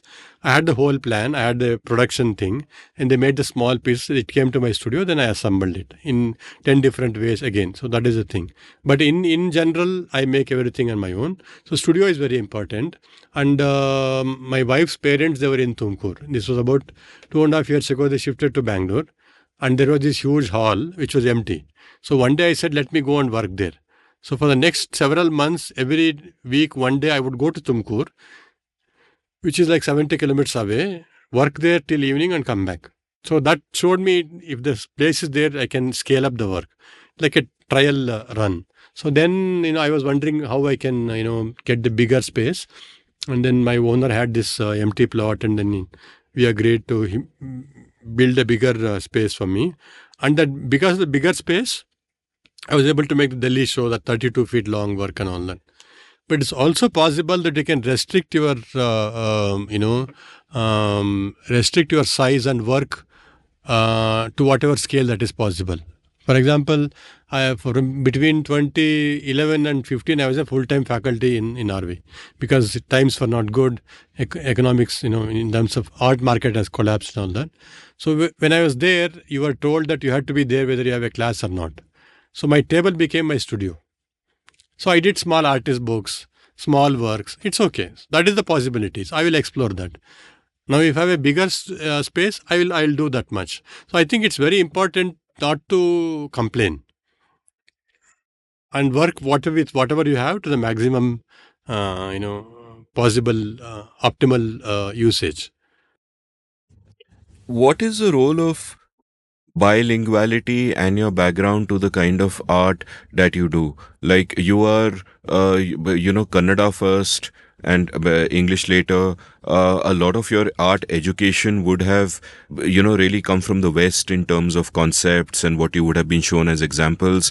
At the same time, you would have been exposed to Indian art. But at the same time, your visual influences aren't just Indian art. It's also Indian popular culture, Indian iconography, like the flex posters that you speak about, everything around you. So how much do you think that has been important to you? How much has that enriched your art? And, like at one level, I would say it almost gives you an advantage over city-bred artists who may not have that same diversity of influences. No, even I was born and brought up in a city, but till 7th standard, I studied in Kannada medium. Then I went to high school. I struggled a lot to shift to English medium. But especially those initial years, my worldview came from Kannada literature. By reading a lot of this, fiction as well as non-fiction writing. And at that time, many of the universities, they would publish small books about what we call Vichar Sahitya, affordable kind of 5 rupees, 10 rupees, etc. Great writing, but in affordable price. So we all purchased it or borrowed from others. So I think reading in Kannada has opened up a whole world to me. And even now, I can read very quickly in Kannada compared to English. And then definitely my worldview has come from Kannada writers and thinkers, not from outside this one. Somehow that doesn't feel like home to me. But my exposure to outside trends have come from English. Reading, books and then looking at artists and all that. But in my own art practice, I do a lot of artist books where I use text. So there I started bringing in Kannada text and the Kannada language and all that. And especially in the present body of work, which is called We Don't End at Our Edges, Kannada text has become an important aspect. And large works are created by using Kannada text. You can't read the text, but there is a language. And then that work becomes like language come membrane, language come like a something that can hold individual ideas, individual memories, community memories and all that. So in that sense, in the last 3 years or so, Kannada text, Kannada language entered my work in a proper physical manner. And I did this work called Echoes of Loss, Remnants of Mother Tongue, where I am writing this, I made this book, artist book with Kannada text, which is almost like falling apart. So the vulnerability of the paper and the delicate nature of the book also becomes a parallel to the language, Kannada language, which is finding some amount of challenge from migration from other cities into Bangalore especially. So I wanted to reflect that in that book. But Kannada has, even now, my go-to language is Kannada. If I have a lot of time, I go buy a lot of Kannada books and then read them together for 1 week or 10 days like that. And I absorb a lot of ideas of outside world from Kannada or through Kannada, I would say. Here's an orthogonal question. I was chatting with fellow policy enthusiasts. Actually, I'm the policy enthusiast. They are actual policy people. Pranay Kotasane, Khyati Pathak, who do the great Hindi podcast Pulyabazi. And we were chatting about the difficulty of communicating policy ideas or economic ideas in Hindi and in all the Indian languages. And the key problem is this. The key problem is that within English, you have both a vernacular, everyday way of speaking about something, but you also have specific technical terms which have meanings imbued over the decades with significance, like public goods, externalities, spontaneous order, etc., etc. And in the act of translation, you can translate the vernacular, the everyday style of speaking, but you can't really translate those terms. A literal translation doesn't work because a literal translation doesn't have all the history associated with the work. And that leads to a vicious cycle in the languages. It means that in languages like Hindi and Malayalam, people won't often discuss these subjects in that language because the specialized vocabulary to do so doesn't exist. And that specialized vocabulary doesn't develop because nobody is speaking about it. And it becomes a vicious cycle and one wonders how to kind of break it, right? So, in the context of art education, is that, like, I'm assuming your art education must have happened in English. So all the terms like, chiaroscuro and impressionism, expressionism, all those are English terms. Would it be possible for, say, a Kannada kid or a Hindi kid or a Malayalam kid who doesn't know English to actually have that kind of conversation as part of their discourse in this language? Is it possible at all? And if not, is that a problem? Is that a drawback that we have to go to English as a bridge language? No, it's important to know English because that opens up an entire world to you. But writing in Kannada is possible. Like as early as 1940s and 50s, people like Shivaram Karant wrote books on world art. And that was the first book which, as art students, we were exposed, and he doesn't use very high floating words, common, simple language, lucid language, which a lot of people can understand. He not only wrote about visual art, he wrote about science, he wrote about all the disciplines. So I think people like Shivram Karanth really set that trend. And I think it's very important to write in vernacular language. Otherwise, a large set of population is left out of the idea of looking at art, appreciating art, and so on. So my little effort came when I wrote this column in Mayura, which is from the Deccan Herald Group. It was a monthly magazine. I wrote this column for about 26 months. And each month I would write about one aspect of how does one look at art. For example, landscapes. So one column was about how landscape can be looked at, how it was in the earlier time, and now how landscape painting has become a concern for ecology now. Or how does one look at self-portrait and so on. And I didn't use any high floating words, simple language, and people could understand. The newspaper fellow whom I used to buy the magazine from, he would read the thing and tell me, sir, I understood this time. Or next time he would say that one area I didn't get it somehow. Or in the wedding when I met somebody, they would tell me that I'm reading your column. So I think it was very important, more than lack of people. That is the circulation for Mayura, so would read that. And that really opened up a trend in that. Art students from interior Karnataka who could not read English, they were carrying it like a regular, almost like a textbook, and they were gifting it to each other or asking them to read, and then they would call me. So I think it's very important to write, and it's not whenever it's not possible to create a new term, like for example installation. Use the word as it is. It's okay. Maybe you can write 2-3 extra sentence to make sense of it, and then later they will get a continuity and all that.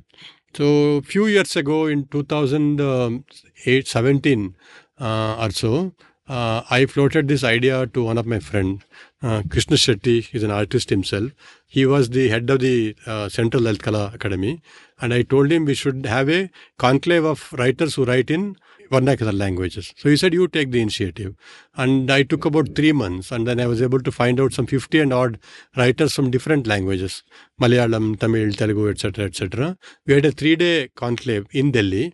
That was the first time after independence this happened in Lalit Kala. Wow. That people who write in different languages other than English came together. We had discussions and all that, and they had got their own books. We had a big exhibition of books that they had produced. And it was wonderful. So I think it's very important to write in vernacular languages. And if you know the subject, then I think you should make an effort to write so that your expertise will reach the larger audience. I never use the word common man. Yeah. Because that is it's condescending. For other subject, I am a common man. So there is nobody like a common man as such. Just that I don't know the subject. Like for a science writer, I am a common man. Right, so I would always use larger audience because that makes it more inclusive. Or so in that sense, writing in Kannada on art, I've been doing, and then I continue to do. It's a very, very important aspect of my activity. And teaching in English or writing in English would obviously help your thinking because all writing does. But I'm wondering, what writing in Kannada about art in specific, what windows it would have opened up. Because on the one hand, Kannada being your first language, writing in Kannada wouldn't have been very hard.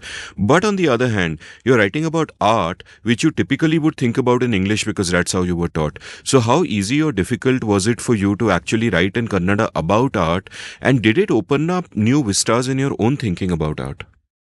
Yeah, agreed. In the sense, you'll have to figure out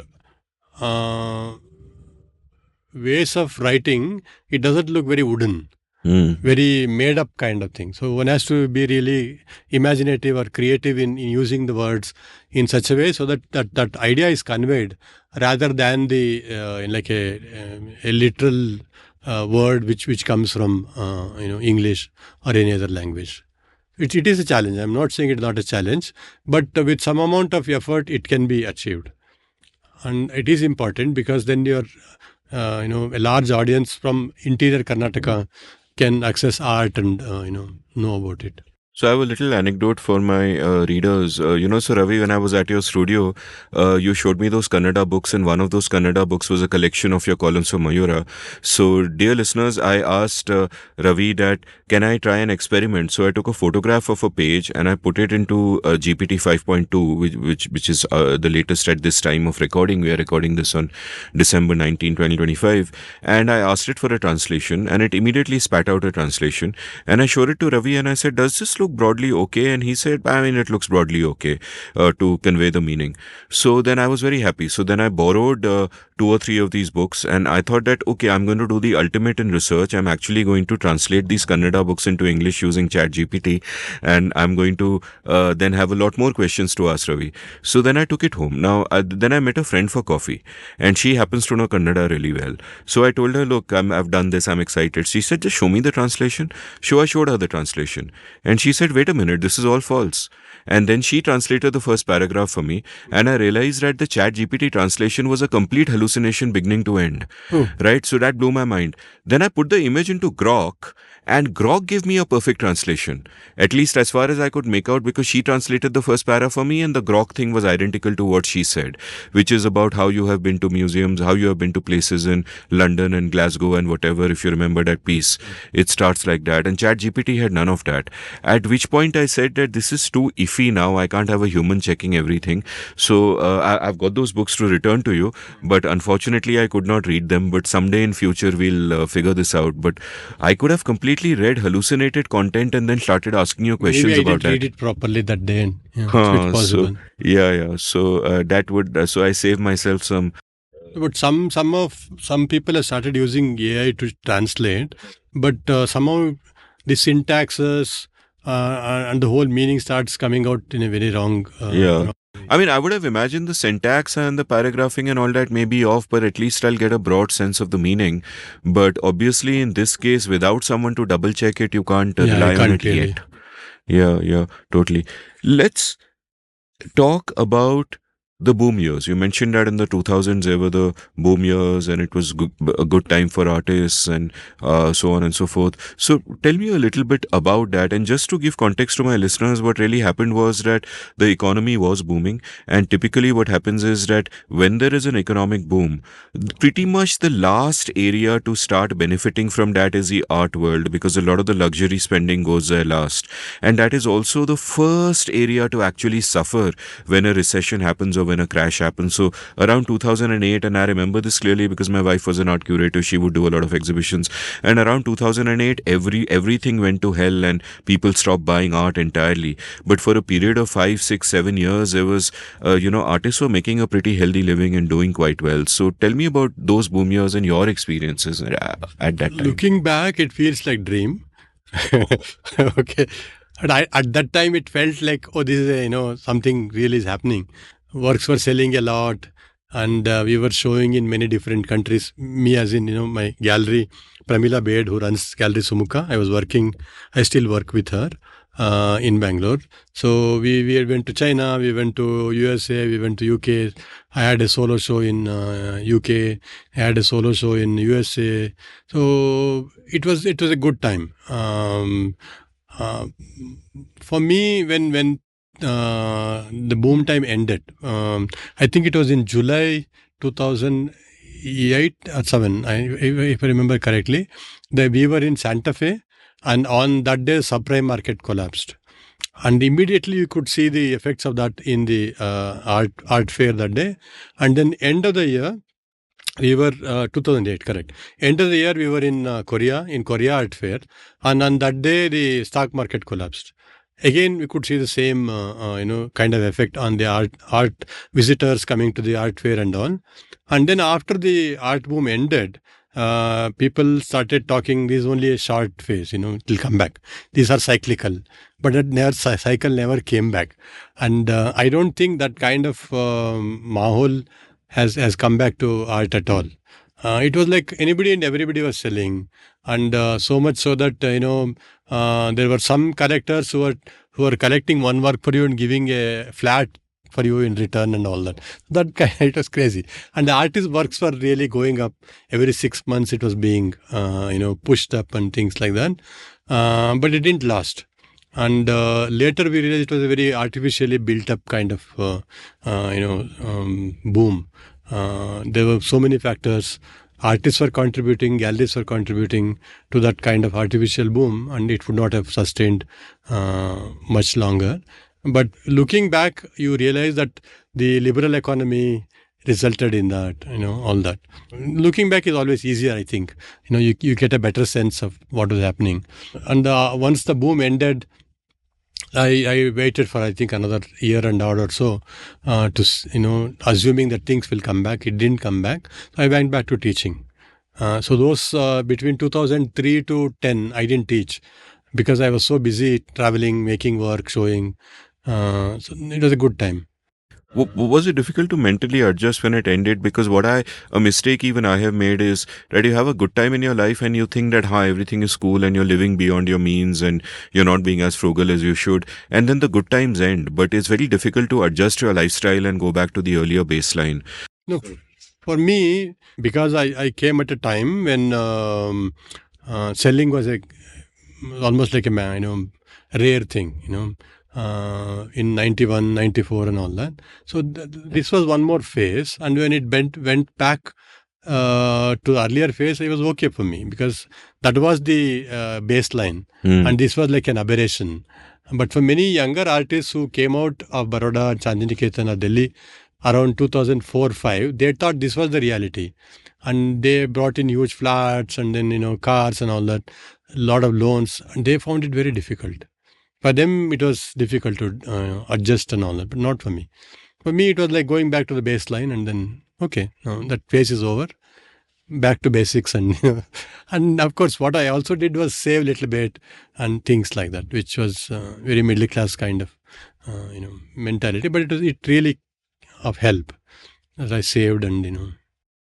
Give me a sense of what the art ecosystem is like, because I'm a complete outsider. I react to art viscerally. I love some art, I don't love some art, but I'm not really knowledgeable about it. And from the outside, it has seemed to me that it's very different from, say, literature or cinema or music. Because in literature or cinema or music, you get your book out there or your film out there, and the public at large can judge you on the basis of that. Whereas in the art world, it seems that there's a narrow group of gatekeepers. Whether in India in the 80s, 70s, 80s, it was a Lalit Kala Academy and the other academy, or whether in the Western world it is particular galleries and particular elite museums or whatever, and they are the gatekeepers, they are the arbiters of taste, and they will decide what works and what doesn't work.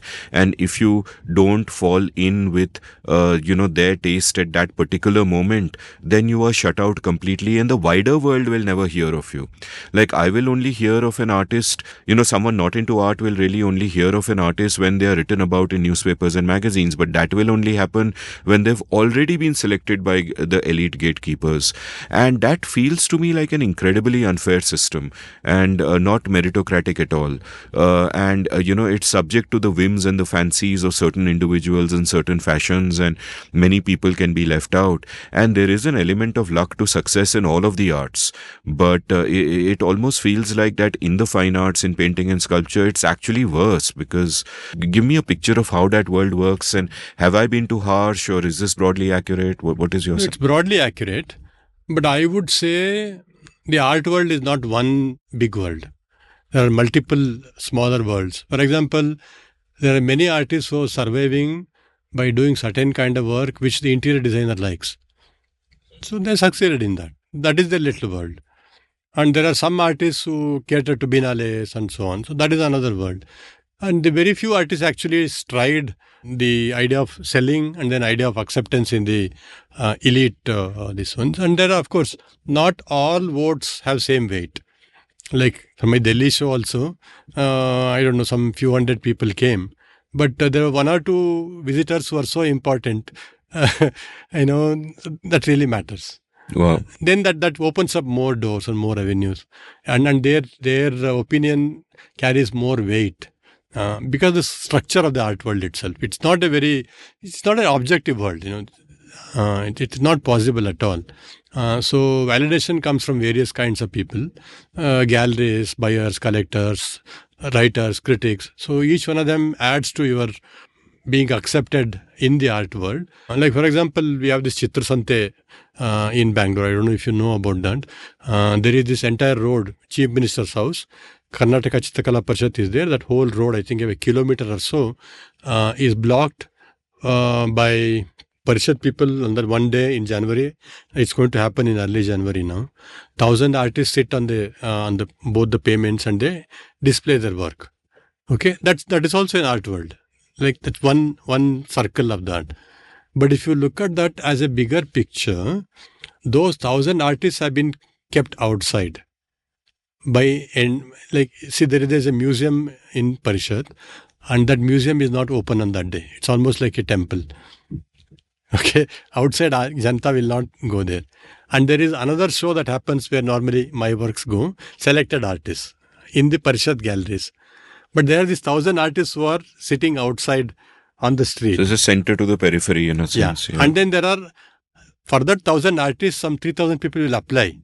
And those 3,000 are rejected, even by Chitra Sante. So you can imagine the circle, the idea of periphery and center which I was talking about. So where you are located by various means, there are various ways of getting in and out and all that. But that is the reality. And I think you come to accept it at some point. Some people who are clever can manipulate it. Personally, I just let it happen organically. There's no point in fretting and all that. My belief is that which is little, not proven, that if your work is good, it will be accepted kind of thing. But it may or may not be. There is a lot of doubts there. Just because your work is good doesn't mean that it will really go to places and all. There are other factors which are working. It may be difficult to discuss that in a place like this. Yeah. No, I mean, I fully get that, and I think that whether it is true or not, you don't have a choice but to believe it is true, because you can't be anybody but yourself. Yeah. So, what else are you going to do? That's kind of what you're going to do. I'm going to, thrust a thought experiment upon you. And I ask this to many of my guests, that imagine that civilization was rebooted. So you have human beings, we are wired the way we are wired, but you reboot civilization. How would X look? Like to a banker, I have said, how would the financial system look? Would there be banks? Would there be a central bank? Would there be one currency, etc., etc.? So in the context of art, I wonder how would the art ecosystem look? Because we've internalized that this is the only way that it can be. And I understand that it evolved from a particular way where in the Middle Ages you had patronage and then there's a particular line. But is there necessarily part dependence? Is there a way that it could look different?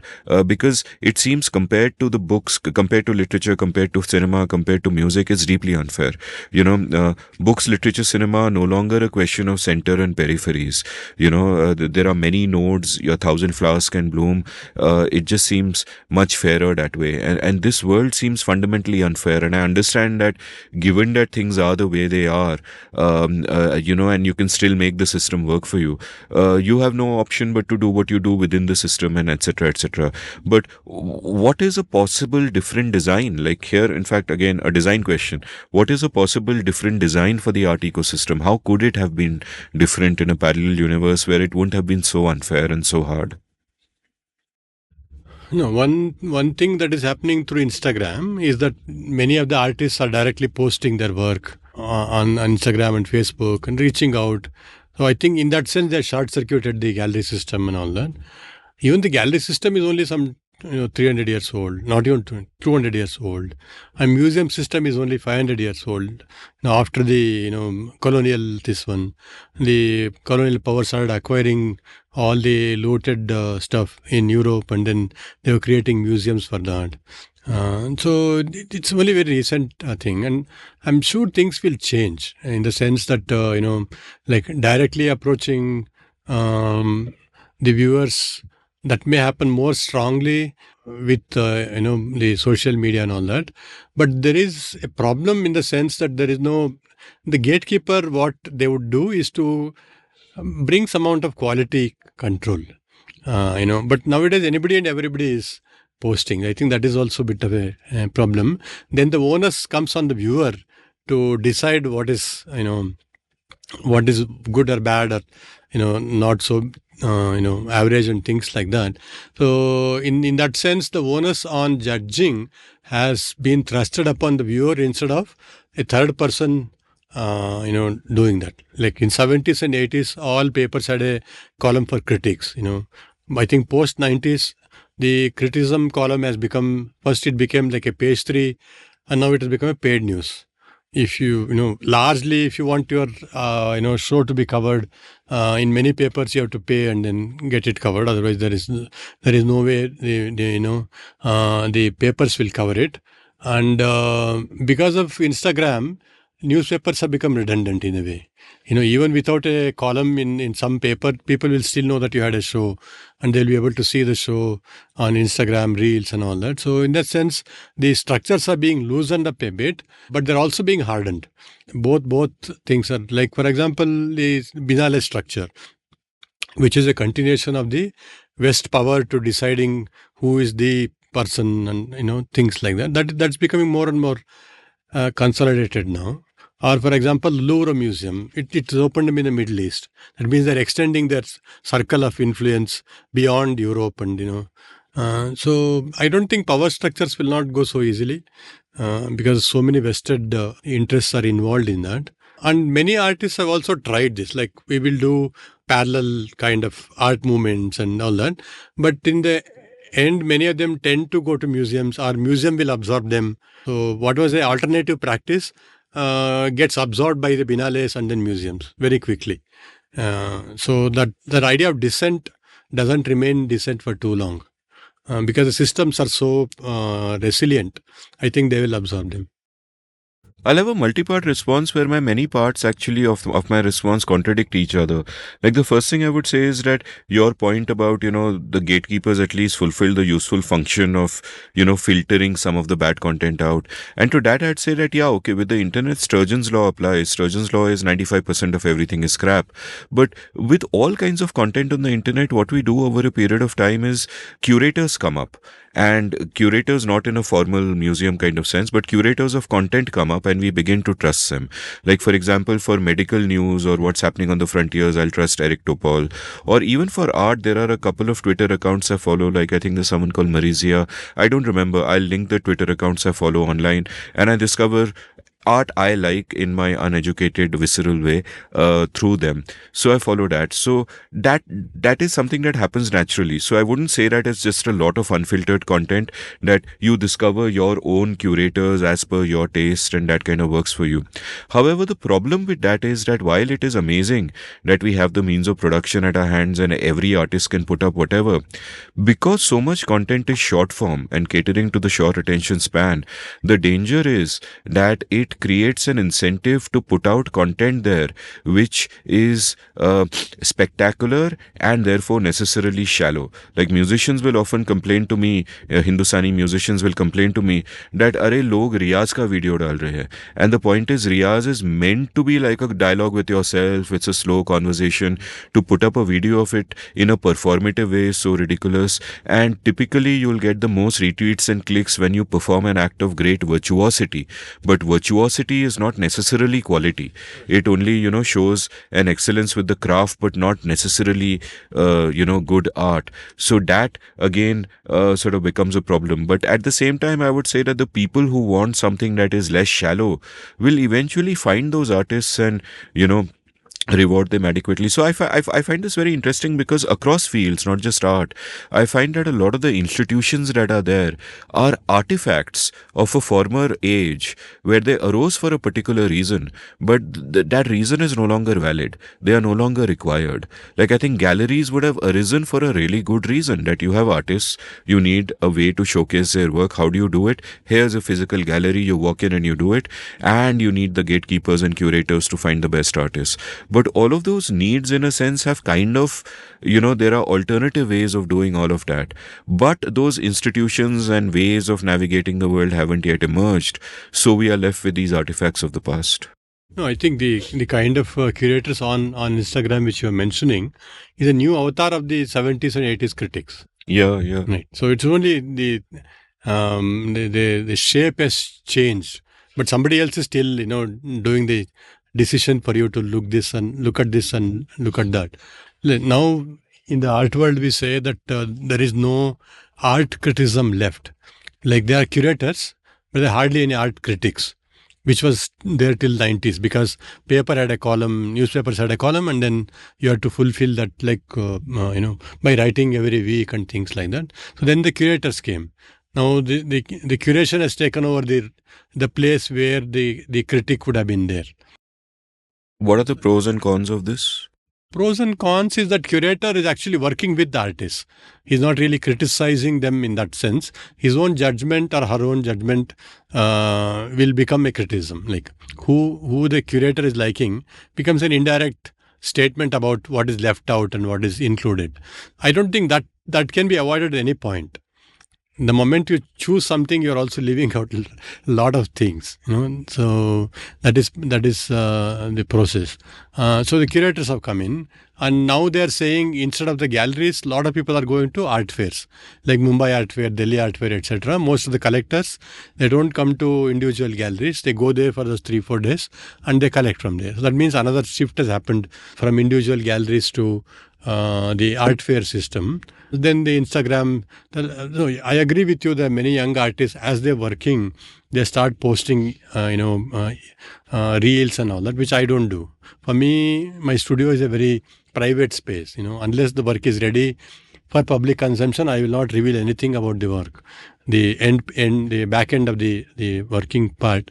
But many youngsters do, and I think they like that. It's about being candid and all that, which we are not in my generation. It's about being formal, being, separating the zones and all that. I think that is the way of thinking. And whenever this kind of situation comes in, I fall back on the two words which were given to Kannada writers by Ananthamurthy. One is called Kankattu, like magic, and the other is Kanke, that is vision. So 90% of the reels or content is like as though something is happening, it will hold your attention for a second and then you forget about it.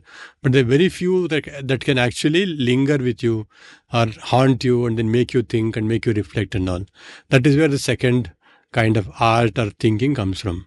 So those two categories which Ananthamurthy has given, I always try to use that as a kind of marker to see whether this is just magic, virtuosity, or there are some artists who paint with two hands and then that becomes a reel and then lot of viewership for that. Or there are some artists who throw color and then they create art. All these are tricks, I would say. but there is an audience for that. A lot of people see that and then they keep sending me because they think I'm an artist, so I should see that and all that. But I would go by the other yard. Is it really giving me any kind of insight at all about things, experience, etc.? And then I would hold on to it. And I would argue that most social media requires a state of mind where you're scrolling, swiping, where that self-reflection isn't possible. Quiet self-reflection isn't possible. That requires a different kind of space, which you can also find online, but not on Instagram orthogonal question. Through your career, what have you felt about what art critics have written about your work? Do you think they've understood it or are they winging it? I have two responses. Like some of the writings which at that time I felt was unjust. When I look back, I see that it was actually right. Wow. Yeah, because I was so involved with my work at that time, I couldn't see all the aspects of my work, which I can see now. My only issue with that kind of art criticism columns is that then you give the power to one person too strongly. I would ask many writers to do columns or critical columns so that you get different kind of views, and also there is a change in the taste and what kind of work you like, what kind of work you don't like, and so on. That was the only issue. But I do, some of them, of course, some columns have been just, they're trying to give back whatever they spoke with you and then they rewrite it and all that. But some of them have done very serious kind of engagement with the work, which I cherish. Who are the art critics you've admired in India? Oh, like Ranjit had written on my first solo show in Pandol. He had written glossary of images and all that. At that time, I didn't really, like it. Like it in the sense, it was not very appreciative, I thought. But then much later, I realized that is what the show was about. I was still searching, for my own, imagery. And then I tried to go in 100 different directions. He was right. So I have to accept it. That is, yeah. So a few months ago, when I was traveling through Spain, one of the and I decided when I was on this trip that I'm going to immerse myself in art and try to educate myself in it. One of the realizations I had is that at the end of it, what I was struck by is that all of the five great Spanish artists, Velázquez, Goya, Picasso, Miro, Dali, in all of them, I found that their work which appealed the most to me is work that they did in their old age, when they were in their 70s and 80s. All of them were, of course, phenomenally successful when they were young, which may have acted as a blessing for them because it took away financial pressure and they could do whatever they wanted, etc., etc. They could continue to paint. They were all really prolific towards the end of their life, especially Miro and Picasso. And their work which stood out most powerfully for me was a work that they did in their 60s, 70s, 80s, till the end of their lives. And I was reading a book recently by Arthur Brooks called From Strength to Strength, How to Make the Most of the Second Part of Your Life, where he says that there are two kinds of intelligence. And one is fluid intelligence, and that is your capacity to learn new things, to be a virtuoso, to do things really fast, etc., etc. And that inevitably declines. For mathematicians and musicians, it might start declining late 20s, 30s. For historians, maybe 50s, but it always declines. There's no way around that. But the second kind of intelligence, as opposed to fluid intelligence, is what he called crystallized intelligence, which begins to grow in your middle years, and then it grows and grows and grows, and it may plateau, but it never goes down. And crystallized intelligence is really your ability to see the bigger picture, to take a step back, to connect all the dots, to see things others wouldn't see, which is why, the best teachers, the best CEOs are people who are kind of older. And when I read this, I was kind of wondering if that is why the late art of these great artists spoke so much to me, because they were just taking a much broader view than they could have when they were younger. And I want to ask you about your experience with, you are in your late 50s, right? 58. Yeah, 58. So I want to ask you about your experience with this, because, you mentioned much earlier that now, especially over the last 4 or 5 years, you're looking at everything differently. You've accepted ephemerality. You've accepted your own morality. Another word you mentioned among your values is equanimity. You mentioned humility. I'm guessing that at least for me, what little humility or equanimity I may have has only come recently. When I was young, I had none of that, right? When I was young, maybe I had curiosity and audacity and tenacity, but not these three. These three came later. Is it the same for you? And what do you feel about this aspect of age? Because what my thesis would then propose is that your best work actually lies ahead of you. That today you are capable of doing work which goes well beyond anything you've done before. I agree with you. I'm really looking forward to the coming years, because now I feel I'm in a good place. Things have come together, ideas have come together, and material is really going well with that. The only thing that is little less is the energy, physical energy, that is little less. But the intensity of the idea, that will push or fill the gap that the physical energy. I may feel a little tired after doing intense work for a few days, but that's okay. But I can grasp things much more quickly. Of course, I do forget names and all that, which is okay. But ideas, if I listen to ideas, I am able to capture that, hold it, and then use it, turn it around. So all the, like the Overton's window. It was just a mention in one of the talks, but I really spent a lot of time for the next few days about that. So it is possible. And I feel if everything goes all right, for another 30 years I will work. And then the best work is really ahead of me, I'm really excited now for the kind of work that will be coming about, because I have the infrastructure, I have the kind of bandwidth in terms of I can a little bit of resources there. I can spend the resources and do audacious kind of work and so on. And sometimes I realize why I didn't realize this earlier. Now you can see so many things which were not clear at all before, but now things are clear. And also at some point you realize how much you have to struggle to impress others. Let go. And so once that feeling comes in, then you're freed from many of the little insecurities which hold you down, and. So I want to ask you two questions, which are actually one question. And one of them is, what advice would you give to young artists today? And the other is that if you could meet the 20-year-old Ravikumar Kashi, go back in time and meet him, what advice would you give him? And I'm guessing it's kind of the same thing, but I think we touched upon this. The idea of giving suggestions to others don't work. Because each one's journey is different, and I can't make a formula to tell them you have to do this. But just in terms of approach, values. The values which I have written there, I think that would really, those are so generic in that sense. So one fundamental thing which I always do is, if I take up something, do it well. Put all the energy in that. And then, so that I think it's so general that it works very well for all the fields. In terms of talking back to my own younger self, to chill, to be a little okay, that was not there till very recently. That sense of anxiety, the idea of exam mode which I was talking about. So I worked in exam mode for almost like 3 decades. Constantly checking whether you have succeeded or not, whether you are there or not, arrived or not, and you are comparing with all the left, right, somebody who's in the front, and so on. So that really, becomes a restriction, because you're not being yourself, comparing constantly or checking, that, and this whole idea of notional ideas of success. Success is a very fluid kind of idea, no?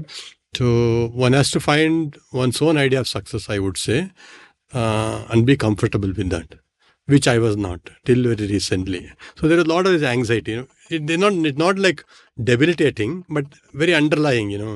When you talk to yourself, you make this talk to yourself that you are not there yet, or this should not be I should be in some other place, or I should have been doing something else, and so on. So those kind of talks would not have been there. But experience, I think, has really, made those realizations happen. So younger self is younger self, so you can't go back. Really wise words. So my final question for me and my listeners, recommend for us books, films, music, any kind of art at all that you really love, which means a lot to you, which you'd love to share with all of us. I would go with books, because that is what is, like for example, Ways of Seeing by John Berger.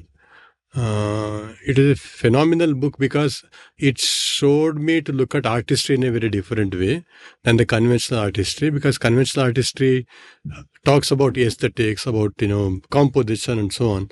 So John Berger was able to bring a sense of what does it mean actually, so that one book really opened up a lot of avenues for me to look at not only art, but also daily, visual language that we use in a different way. And then Edward de Bono, Any Day, Any Book by Edward de Bono, he talks about, lateral thinking, the process of creativity, iterations. So it's worth it. So there's one particular book by Edward de Bono, which I use in my workshops and classrooms. It is called How to Have Creative Ideas, 62 Games. So this book has listed a set of random words, and you have to randomly choose those words and then develop ideas around that, which is very tough in the beginning, but it's something that really has given fantastic results in the workshops that I do. Then other book, Garden of Working Paths as an idea, not as a book. That's very important for me. Then there is one interesting book called Gut. which just talks about the idea of gut and all that. But I understood the idea of genome, genome from that, and then I started actually eating vegetables after reading that book. There is an entire chapter about poop, different kind of poops and color and all that. Very interesting book. My daughter gave it to me. She said, you have to read this book. Then Blind Watchmaker, because I'm an atheist and all that. That is one thing. Selfish Gene, very important book. I like Nutmeg Scars because it made me look at the entire museum culture, all that which is coming through the Western world via this idea of colonial past and the the wealth that was acquired at that time and all that. Then I like this book Sapiens by Yuval Noah Harari. So what I understood from that book is his idea of art is actually a faith. Like let's say before 90s, the idea of installation was not very common. Okay, people like Vivan Sundaram and many others started practicing that, and then around that there was a set of people who believed in installation. But if you go to some traditional artists, he will debunk that. For him, installation is still not art. So it's a set of faith around which art world is grouped or formed. So once you start looking like that, there is nothing like actually a what shall we say, the good art or the bad art. It's a question of which set of people are believing in that, are adhering to that, and not the others. So it makes you look at art world in a very different way. 18 years ago, I had met K.J. Subramaniam. He had come to Bangalore and then he was giving this talk about, having new trends and all that. And then when he said that you can make your own trend, I didn't really get that. But when I read the Sapiens book, I started understanding why that statement really made a mark on me. Then I like this book called Immortality by Milan Kundera because it's about projecting oneself. In that book, the main protagonist is trying to escape from this follower who comes to him, and then she is trying to write his biography. But he doesn't want to be caught in her biography. He's escaping and all that.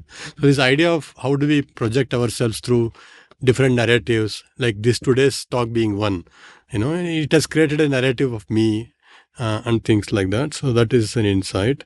And of course, the book, What Do You Say After You Say Hello by Eric Byrne, which has given me huge insight into human transaction.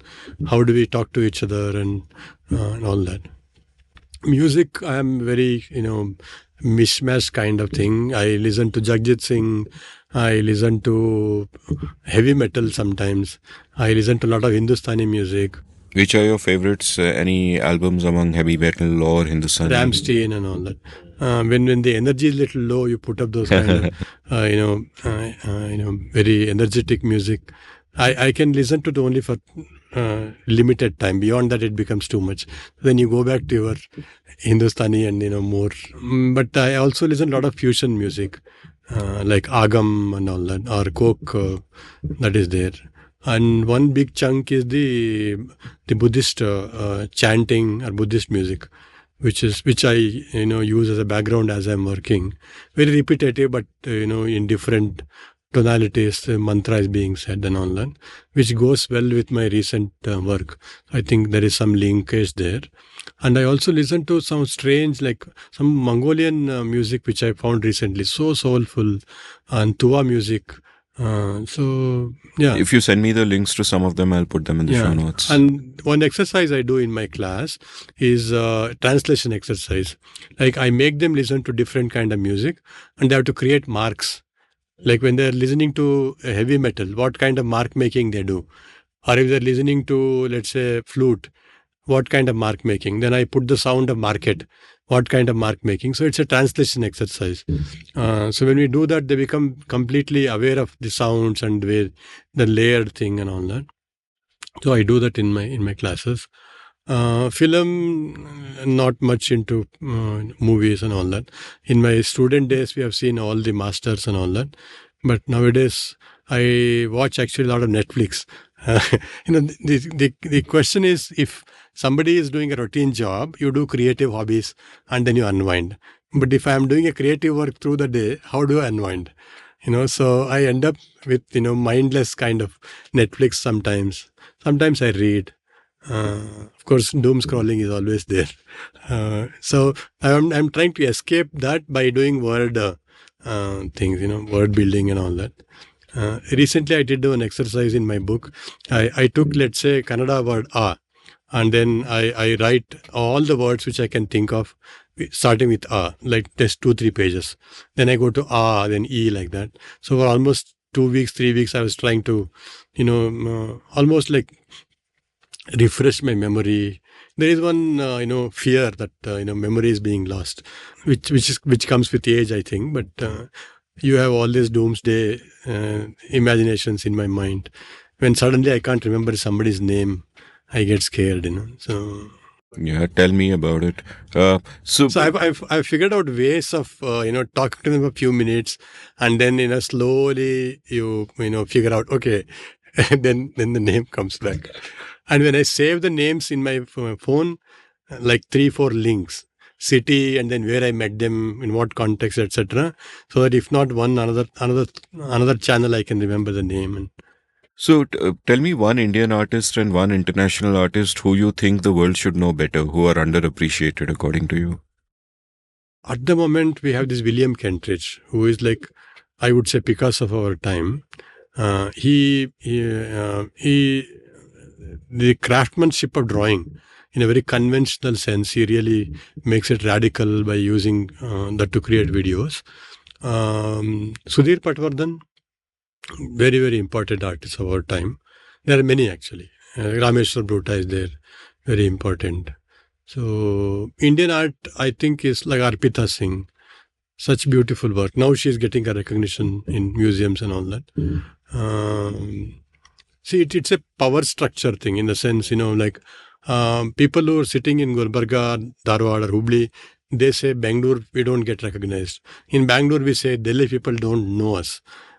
Because you are in Bangalore, I'm a regional artist. I'm not a national artist. People in Delhi, people who write in New York or curate in New York, they don't know much about Delhi. So it's about the power structures which are embedded in the overall social and economic structures. Because of that, you don't get to hear of many artists at all. Which could be a problem if you're in exam mode, but you, Ravi, are no longer in exam mode, you're in play mode now. So you will forever be happy doing the art that you do. No, you see, I'm as far as I'm enjoying my work, I'm happy. See, I knew some senior artists from Karnataka, and people already forgotten them. It's very quickly. No notions that your work will survive 1,000 years and all. It's a mis notion. So as far as I am there and my work is going on, I'm enjoying. It's fine. Otherwise, it's okay. Everything will end, including this episode. Thank you so much, Ravi. It's such a pleasure talking to you. Yeah, thank you. If you enjoyed listening to this episode, check out the show notes. Lots of interesting links in there.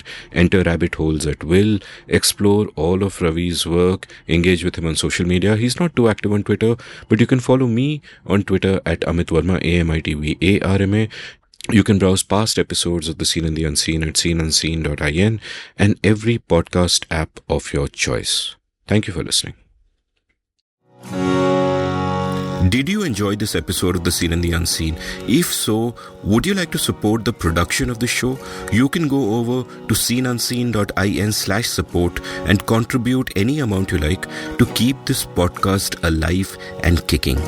Thank you.